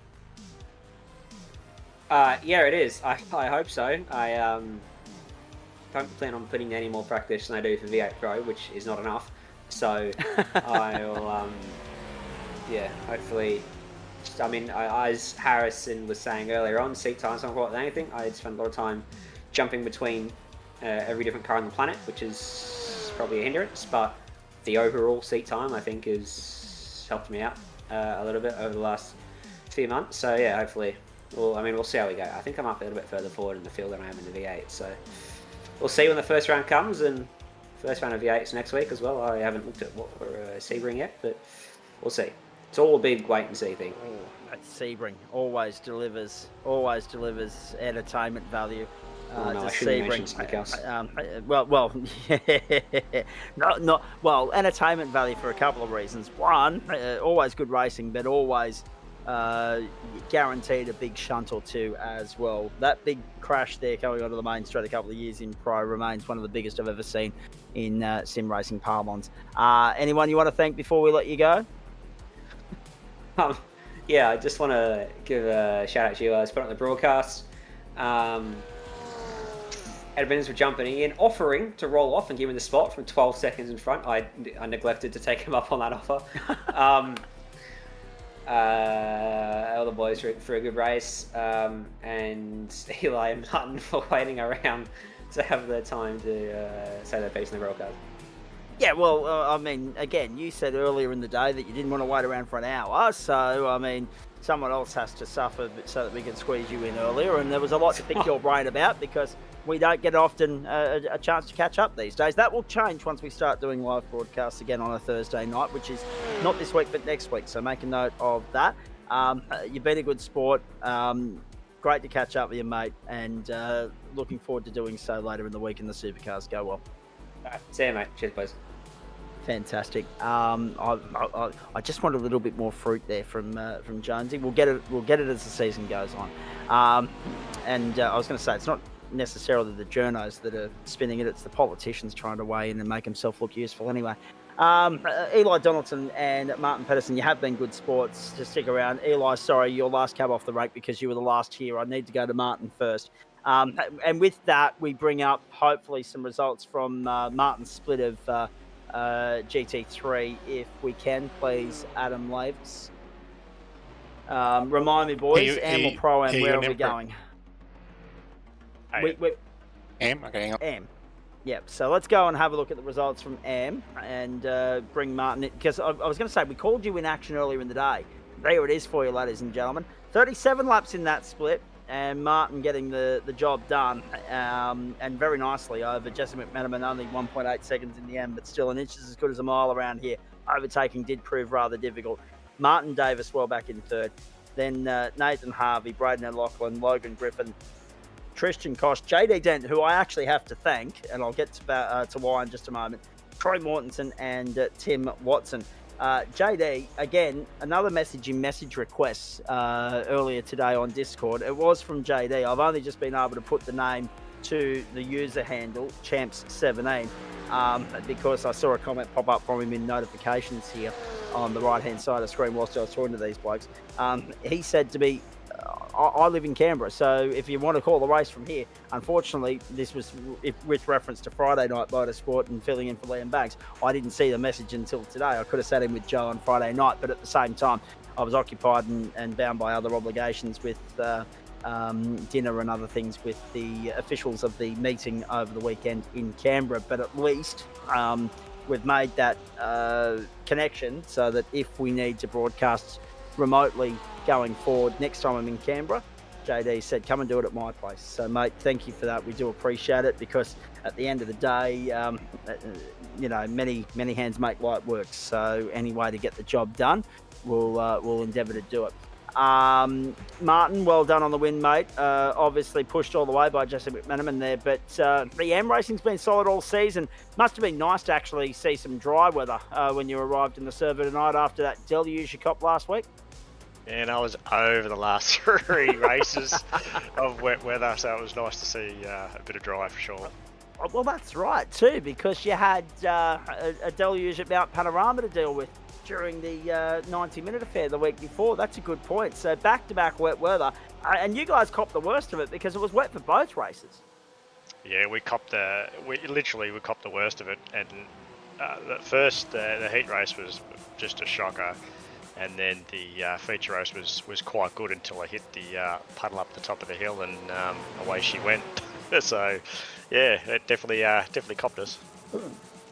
You're in good company there. Don't worry about that. Talk to me about the challenges of Misano. Again, pushed all the way. What I'm liking about the AM split, mate, and we get to see your sprint race next Monday night from the Saxon Ring.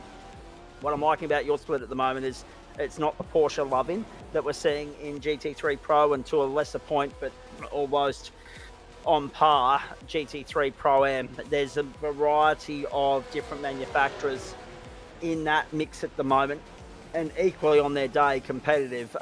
We saw, I think, 6 different manufacturers in the top 10 of the sprint race that we covered from last week earlier today. That's a lot to try and get your head around, but it's something to like about the difference between how you guys go about it in AM as opposed to the other 2 splits. Yeah, I think, look, I love the AM split. It's a great bunch of guys, different types of cars running around the track, and I've always been the Mustang for the last 3 seasons, so I think it would be a bit of a change for me to jump into something else next season, but it's good to get a variety running around the track. Okay, you've essentially fed me another question before we even talk about the race at Misano itself, mate. But talk to me about the process that you will go through in terms of trying to determine what that new car of choice, that new weapon of choice will be for Term 2, and when that process will begin.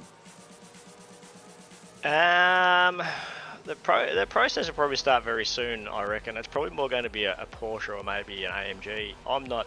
I generally don't go for the favourite car. That's the flavour of the month. So I'll generally just pick something that I like to drive and just get the hang of that one and see how I can go with it. And it's you've already highlighted what your likely preferences are going to be, but will you go and explore the other cars just to get a feel for them, just in case there's something there that tickles your fancy more so than the 2 you've already mentioned? Nah, I think I've pretty much made my mind up for the Porsche and the AMG. Porsche was my first car that I ever started with the GT3, and I loved it. And then I moved on to the AMG. Then the Ford came out, went to that. But I tend to stick with cars that I know and love. So you're going German for next term. Very good to see.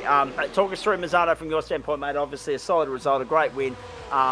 Jesse McMenamin was only a stone's throw away. One slip up and he probably would have been able to pounce on that and displace you. But great to get a win in the last 60-minute race of the campaign. Yeah, it was good. It was a shame that JD Dent and Nathan Harvey pretty much spun out in the first couple of laps, which then I was able to drive away with a 10-second lead with everyone. And then when they spun out, we had our actual team, Juice Racing, first, second and third, up until probably 3/4 of the race, and then all credit to Nathan Harvey to come back into fourth, and Martin Davis just pretty much split the team up, and Braden finished in fifth. So all in all, I really like the track. There's definitely more room for me to improve there, but I'm a big fan of the track, so yeah. And that's the point. If you like the track, it helps. Unfortunately, as good as a racing track it is, it doesn't necessarily attract the bums on seats that it probably should. So hopefully that's something we can work on in the days and months to come. Interesting to note as well, I'm just having a look at your points. You're 8th in the points now on the back of that result tonight. There's only 2 rounds to go. You are 93 points. No, hang on. 93 points off the leader, which is Jesse McMenamin. There's the points at home for everybody to sink the teeth into. McMenamin by 8 over Harvey, who has 20 on Martin Davis, 18 then back to Tristan Kosh on 261, who has 15 on Braden O'Loughlin on 246. So 61 covers the top 5, 27 then back to Tim Watson. But then look at how close it is. 219 for Watto, 215 for JD Den, who I've already mentioned, 214 for Martin, and Robert Gay on 192 and Redo Grollo on 180 points. So it's really tight in some respects, in some positional battles, particularly first, particularly 6th, 7th and 8th. But again, a lot to play out over the course of the next couple of weeks, those remaining 3 races. And can we also just further highlight Martin's season so far? 12th at Daytona, didn't race then at the Algarve, 7th and 20th at the Bend, 8th at Monza, didn't race the Adelaide Street Circuit, 14th, 15th, 12th. His first podium of the season and his best result by a country mile comes tonight in first place at the Marco Simoncelli Misano World Circuit. What a turnaround in Fortuno. Yeah, it's all about that bum time, I'm afraid, when it comes to the track. I'm a big fan of this Misano, and I've raced it quite some time and a lot. So when it comes to the other tracks, it's all about getting the arse in the seat, I'm afraid. Exactly. On that subject, mate, how do you go about finishing this off, trying to push yourself up that points table? Surely, I mean, fifth is within reach. You're only 32 points off Braden O'Loughlin. There's 3 races to go, one of which carries with it more weight in the points front. But sprint racing, we must get through Sachsenring first. Will we see you on the grid then? Definitely see me on the grid. I've never raced that track, so there's going to be some prep work to get into that one. So we'll see how that one goes. But between Braden and Jesse, who are the teammates, we'll have to wait and see how that pans out. A very busy week coming up for Martin Pedersen, no doubt about that. Mate, I've kept you long enough. I appreciate you hanging around and being a good sport. Is there anyone you'd like to thank on the way out? Yeah, just the crew down at Frog Leap Racing Team and just their sponsors, the Stodor Racecraft and Juiced Energy. They're a great bunch of guys to hang around with, and yeah, and you guys for keep streaming day in, day out. It's our pleasure to do so too. Anyone, any racing beyond GT3 for you this week? Nah, I generally just stick with the GT3. That's where I'm more comfortable. I'd like to get back into the V8 supercars, but I tend to find that if I go to the V8 supercars, then I'll lack in the GT3. So I just generally stick with one class. And Jonesy was only mentioning there a few moments ago the compromise that sometimes comes with spreading yourself too thinly. Yes, you've got good seat time, you're familiar with your surroundings in that regard with the cockpit, but you're dabbling in so many different machines that something gives along the way, whereas you've acknowledged that, and there's something to be said about the guys that do stick to just one specific discipline. So, I mean, Harry Lillis was talking about that earlier in GTP, but then again, he also proved that he can jump in anything and be quick. It doesn't really matter. There are some people that are gifted in that regard, there's no doubt. We do envy those people. We wonder how they do it. 100%. Good to catch up, mate. Well done again. Great to see you on the winners list in GT3 AM. Hopefully we're chatting in a couple of weeks' time, maybe even next week after the sprint round at the Sachsenring. Hopefully the prep for that goes well. Will do, mate. Thanks, boys, and have a good night. Indeed. And last but certainly not least, because there's a lot to pick apart with this bloke, Eli Donaldson, good evening. Good morning to those of you in New Zealand, 1 o'clock over there. What are we, 8 o'clock on the west coast, 11 o'clock on the east coast. Thank Christ for drop rounds, eh? Yeah, no, not ideal. Didn't want to use it. Was really trying to get as far into the season without using it. But like you said, thank God we got him. Because like Ryan said, I looked at it after I'd done half of the first stint and went, oh, I'm actually going to come out up on this though. Worked out, didn't want to use it, but sometimes it's just meant to be. So we'll see how we go for the next 2. Sometimes you absolutely have to. Hey, in saying all of that, mate, talk us through it, because it was nowhere near the straightforward night you would have hoped it to be. How are you feeling? I mean, obviously, we'll talk about the race in just a moment, but how are you feeling in the precursor to that, in the qualifying and practice? Were you ready to go at Misano all guns blazing, or are you quite happy to see the back of this circuit? I think overall tonight, I didn't do a lot of practice for it, not as much as what I've done for other rounds. I tried to do the 3-hour on Saturday night, and it ended the same way that mine ended in lap 1 tonight, so it was a bit of a sign.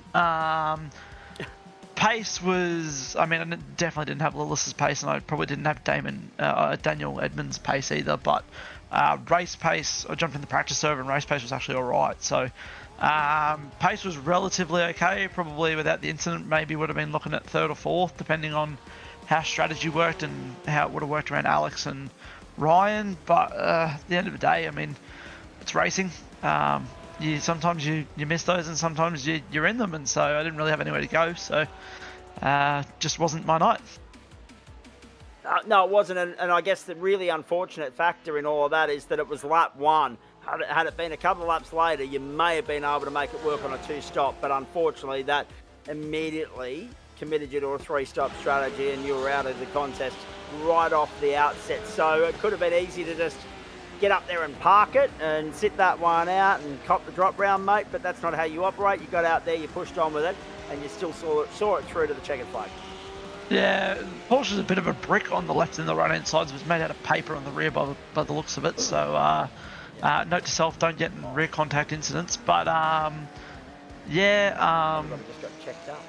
Yeah, literally just got checked up, but yeah, no point sitting on the sideline and just taking a 0. Like, I knew I had the 55-point buffer, but you never know what you need at the end of the season, so exactly. I figured I might as well go out and do some hot lapping and just run it out and do the time and the kilometres, I guess. So there's no point sitting on the sideline and wasting the rest of my evening, so I figured I'd go back out and just keep going and see if I could gain any off anybody else's mistakes or difficulties, I guess.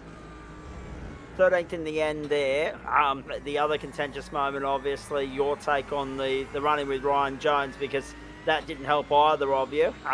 The one safety licence penalty point, I guess, doesn't deter, doesn't take away from the race result, doesn't change that, mate. That's disappointing that it's happened. It was unfortunate. Was it a peripheral vision thing? Give us your take on that. Jonesy trying to get back onto the racetrack, you just trying to take the racing line. 2 into 1 doesn't go.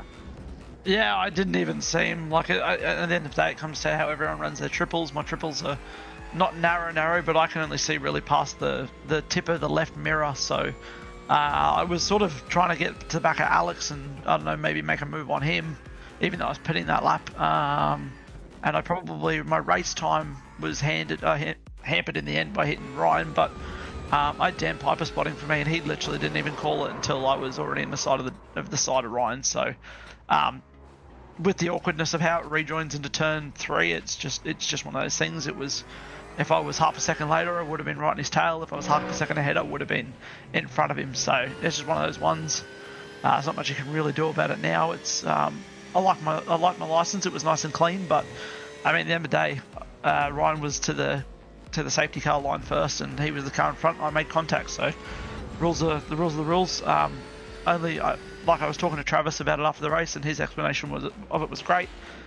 So nothing for me to really complain about other than it happened. It's racing, and Ryan and I have a really good, I guess, sort of combat or relationship that we can move on and we can just get on to next round. Exactly. I think there's a little bit less frustration between you pair than what there certainly was between him and the Orbit Drop Bear boys last week in the supercars. But yeah, he's been right in the thick of it, of like, has Jonesy. But I guess that's the other thing as well. It's unfortunate that, and here it is on replay for the benefit of everybody at home to work out what the hell we're talking about. The rejoin position on this circuit's really strange and really obscure compared to most of the others. There's the point of contact there, bang, gone, see you later. But I guess at the end of the day, you would have already been aware through your own transit of the pit lane exactly where that rejoin spot was, but it doesn't take away from the fact that it is a strange one. It's not normal compared to other racetracks around the world. Yeah, it's nothing unusual. It's I guess it makes the most sense there for the track for it to rejoin there. Maybe the white line needs to be a bit longer. I don't think it makes a difference, because I think just with the natural angle of the corner, you're always gonna be grip limited, and like I was already probably 2 or almost 4 wheels over the curb on the inside trying to hit the corner. But yeah, being grip limited, like you can see there, I just was 4 wheels on the green and I still hit him. So grip limited. How the track funnels in, it's no different. I guess not that it's no different. It's just it's an awkward spot. It could be no worse than be ring joining at turn 1. So it's just one of those ones. Track's a bit weird, and it's bound to happen. It's just been thankful that we haven't seen it previously, and it just happened to happen tonight. Indeed. All right, very nicely done. Let me ask you this, because obviously you've got a 62-point buffer. Jonesy, when you look at the points, he's only got 13 drop-round points to play with. You've got 42, so again, you've got your nose in front there. If we were to be an all-points count championship, you'd have a lead of 91 with 2 to play. But as we know, everybody's in the same boat. We know the drop-round system is in place and has been ever since the end of that extraordinary phase of our life in which we couldn't leave our postcode without a permission slip. Give me your thoughts on the next 2 weeks, mate, because I mean Jonesy's still very much in contention, right, with regards to the margin is not a full round, so you haven't got the job done yet, but you are certainly in the box seat. Which of the next 2 rounds are you most worried about? Both is a good answer. No, I guess Jonesy, I don't know why he's writing himself off, because there's still 3 races to go. We've got a sprint round at Saxon Ring that's going to be really tight, another MotoGP circuit, and then we go to Road America. So I think it would be a different story if the endurance round wasn't the last round. Like if it was a regular round, then I'd probably feel a little bit more comfortable, because I've got the 60 points. I was trying to get to Saxon Ring after Saxon Ring with 90 plus, so I could sort of go into Road America with a just have to keep it on the track sort of mentality. I can still go into it with that sort of mentality. I've just got to keep an eye on how far up he is. The Porsche 90 minutes at Road America, it's going to be a death trap, so looking forward to it. No, I'm not. But yeah, anything's still to play. Depends how we go next week at Saxon Ring. we got OSR this week, so going to be hampered for practice, but at the same time I need to do as much as I can. And then every week that these extra guys show up, like Lillis and Edmonds, and if they can stay in front of Ryan and I don't care. As long as they're in front of us and taking points away from both of us, I don't care. I love it. The Saxon Ring's going to be interesting because obviously the cutthroat nature of sprint racing, but then we know just how fraught with danger Road America is. You never have a small shunt there if you're unlucky to be caught up in any incidents. So, this title is still well and truly alive. You're 100% right. Looking forward to it immensely. But it's been a magnificent season from you so far, mate. You've led it from the outset. We look forward to seeing how you finish the job off. It's a 2-horse race, you versus Jonesy, Vermilion versus DPR, 2 of the growing forces as far as teams are concerned on the platforms of the GSRC. So, well done on how the season's played out so far. Bad luck, obviously, tonight, but again, you got through to the finish, and that could well be the points you need up your sleeve in a couple of weeks' time. So go well with the preparation for the Saxon Ring. We look forward to seeing you there, and obviously all the best for the last 2 weeks. Appreciate it. Thank you very much. We'll see you in 2 weeks and see how we go. 383 for Eli, plays Ryan to 321. 289 for Alex Barrel on well clear now. 44 points in fact to Nick Wood. Jeff Adams another 18 back. He's only got 6 on Luke Page at the moment. 188 for Jordan Pianazola and also Aaron Schotter, who won on the grid tonight. 175 for Paul Rogers. Alan Holgerson, 166, makes up the top 10. But again, 4 different manufacturers in the top 10. And again, it's 6 Porsches, a Ford, an Aston, and 2 BMWs. Reece Keane, Alan Dawson, and then you get into the guys that weren't really on the grid tonight. After Jonas Deggan, of course, none of the next 6 were on the grid tonight. Rob Hill was 7th, moves up into the top 20 in the points race at the moment, but it's still a Porsche-heavy top 20 in the Waste Options GT3 Pro Series at this point in time. We should go and have a look at the Pro-Am race results for you, ladies and gentlemen, before we have a look at their points, and then obviously I think we've already had a look at the AM points, so we'll have a look at the Pro-Am results and the Pro-Am points situation. If they're already, I'm assuming they are, considering that we're into our second showing of the race replay now for you, ladies and gentlemen. Been a long race post-race show tonight. Our apologies for that. But anyway, you people are stuck around, so that says everything it needs to. Bobby Camo getting a win, and an overdue one at that. Well done to him. Paul Wood, John Wright, Jason Wilkinson, then Neil DeBruin, Sean Benici, Stephen Gallagher, Broden Friend, William Ong, and Dale Jeffries, the top 10. You will see the Pro-Am feature race from the Saxon Ring next week, the AM opening race from that final sprint round of their campaign. But Bobby Camo joining the winners list in GT3 Pro-Am. What does that mean for the championship? Let's have a look. John Wright on top at the moment on 337, 57 clear. So we're not dissimilar margin to what Eli enjoys over Ryan at the moment. 337 plays 280.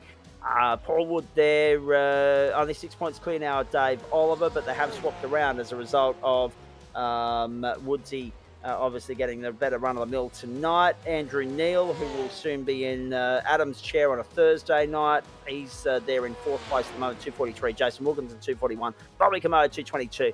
Broden Frem, 195. Eduardo Zamora, 193. And then Jordan Dakin and Jonathan Akers, 189 and 174 respectively. So again, bottom half of the top 10 is interesting, because Camo's jumped up 3 spots tonight. There are just 21 points covering 7th and 10th. Or 11th even, with Derek Fitzgerald in there at the moment. Greg Heaney's up in 12th, having lost out a little bit tonight. Well, that explains it. He DNF'd. Paul Wood versus Dave Oliver is going to be very interesting. 3 different manufacturers in the top 3. 4 in the 10. Eduardo Zamora getting the Ferraris up there, which is good to see. But even he and Bowden Friend are fighting it out vigorously for 7th. 2 points covers 4th and 5th. And as I say, that 15 points between Jordan Dakin and Jonathan Akers. So, yeah, a lot of inner squabbling still to be done in GT3 Pro-Am. Those last 3 races matter a great deal in terms of determining how it all finishes up. Speaking of finishing up, we should probably do that. Frog League Juice Racing, Jesse McMenamin and Braden O'Loughlin lead the way on the points bragging rights for the teams battle at the moment. For 2026 Term 1. Tristan Kosh, Robert Gay for the AM split as well, sitting there for HCS Racing in second. Eli Donaldson, Richard Mitchum, the best place to the Vermilion stable, and the best place to the Pro Split competitors in third. The best of the Pro-Am teams is Northwind through Jason Wilkinson and Jordan Dakin in position number 5. 100 points between McMenamin and O'Loughlin and Kosh and Gay at the moment in the team's bragging rights, but then it really tightens up, doesn't it? Only 23 points covering the next 4 teams, 25 covering 2nd and 6th in the team bragging rights points race at the moment.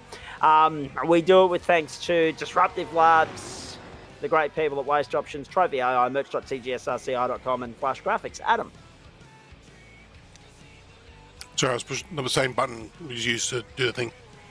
Oh, right. I was wondering why I was hearing your end. I thought you wanted to get a word in. That's all right. We'll wrap it up and get out of here. Had a big day for. I was eating a sandwich with my left hand, so I was trying one hand. So.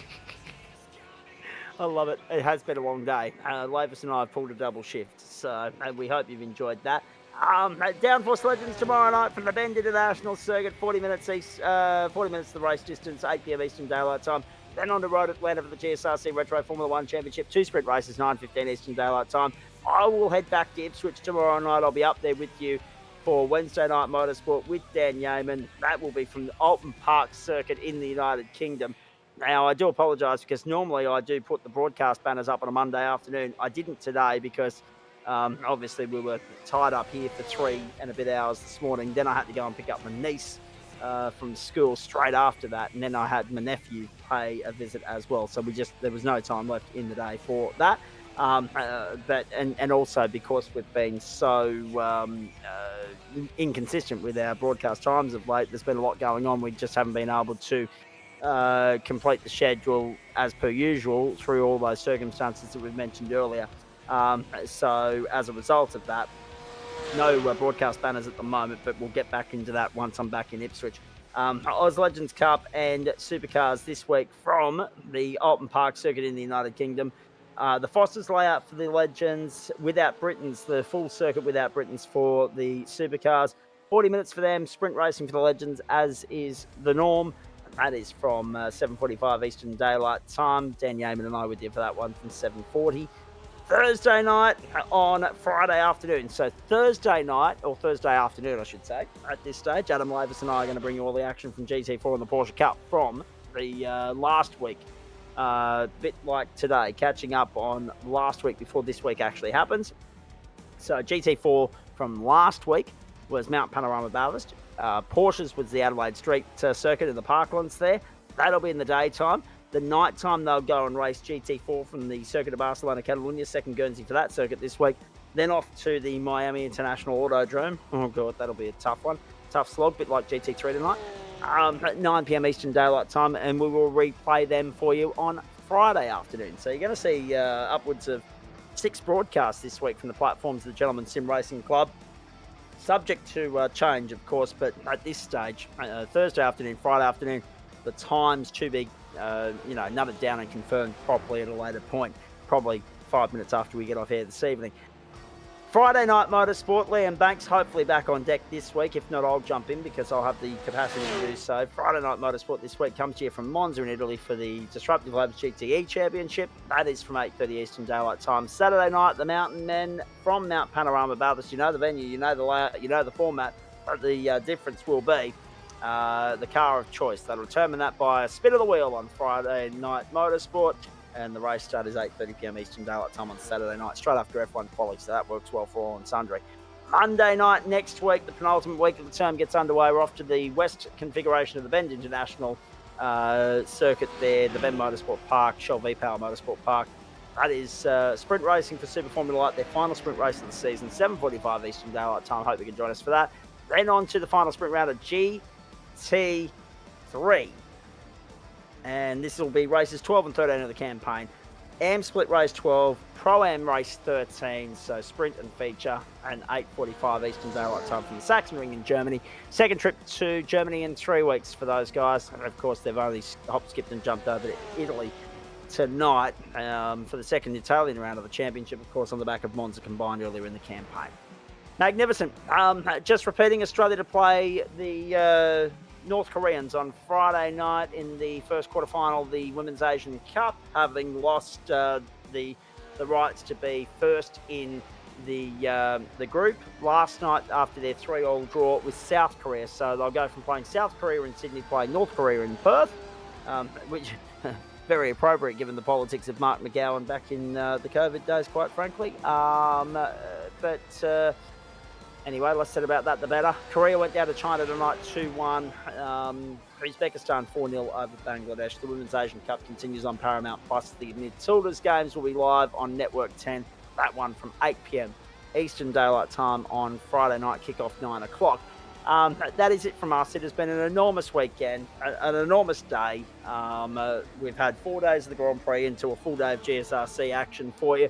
We hope you've enjoyed it very much as we've enjoyed bringing it to you on behalf of Adam Lavis and all the crew here. We couldn't do it without the people scrolling across the top and the bottom of your screen. If you want to get involved, race.tgsrci.com is where you go for all the relevant information, up-to-date information with regards to who we are, what we do and how we go about it. And, of course, that's the calendars, the championships, the points, all that sort of stuff. Everything you need to know about getting involved in what we do here is on that website. If you want to become a sponsor of the club, get on that website as well. Your embroidery, your logo, everything else will get a run in the broadcast at top and bottom side of screen right throughout the course of the night. We've been here for 6 years. We love the involvement of all and sundry. We love having so many sponsors on board and so many loyal, dedicated sponsors on board, and they have been for quite some time, particularly Flash Graphics, Waste Options.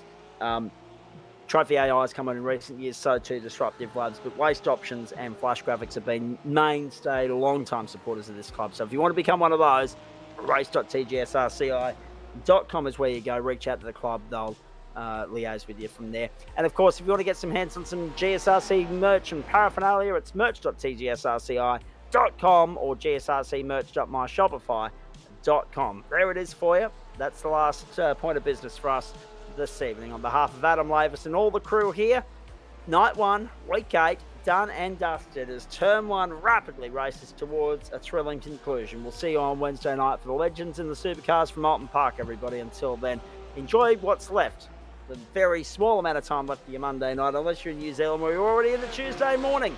We'll see you Wednesday. Bye for now.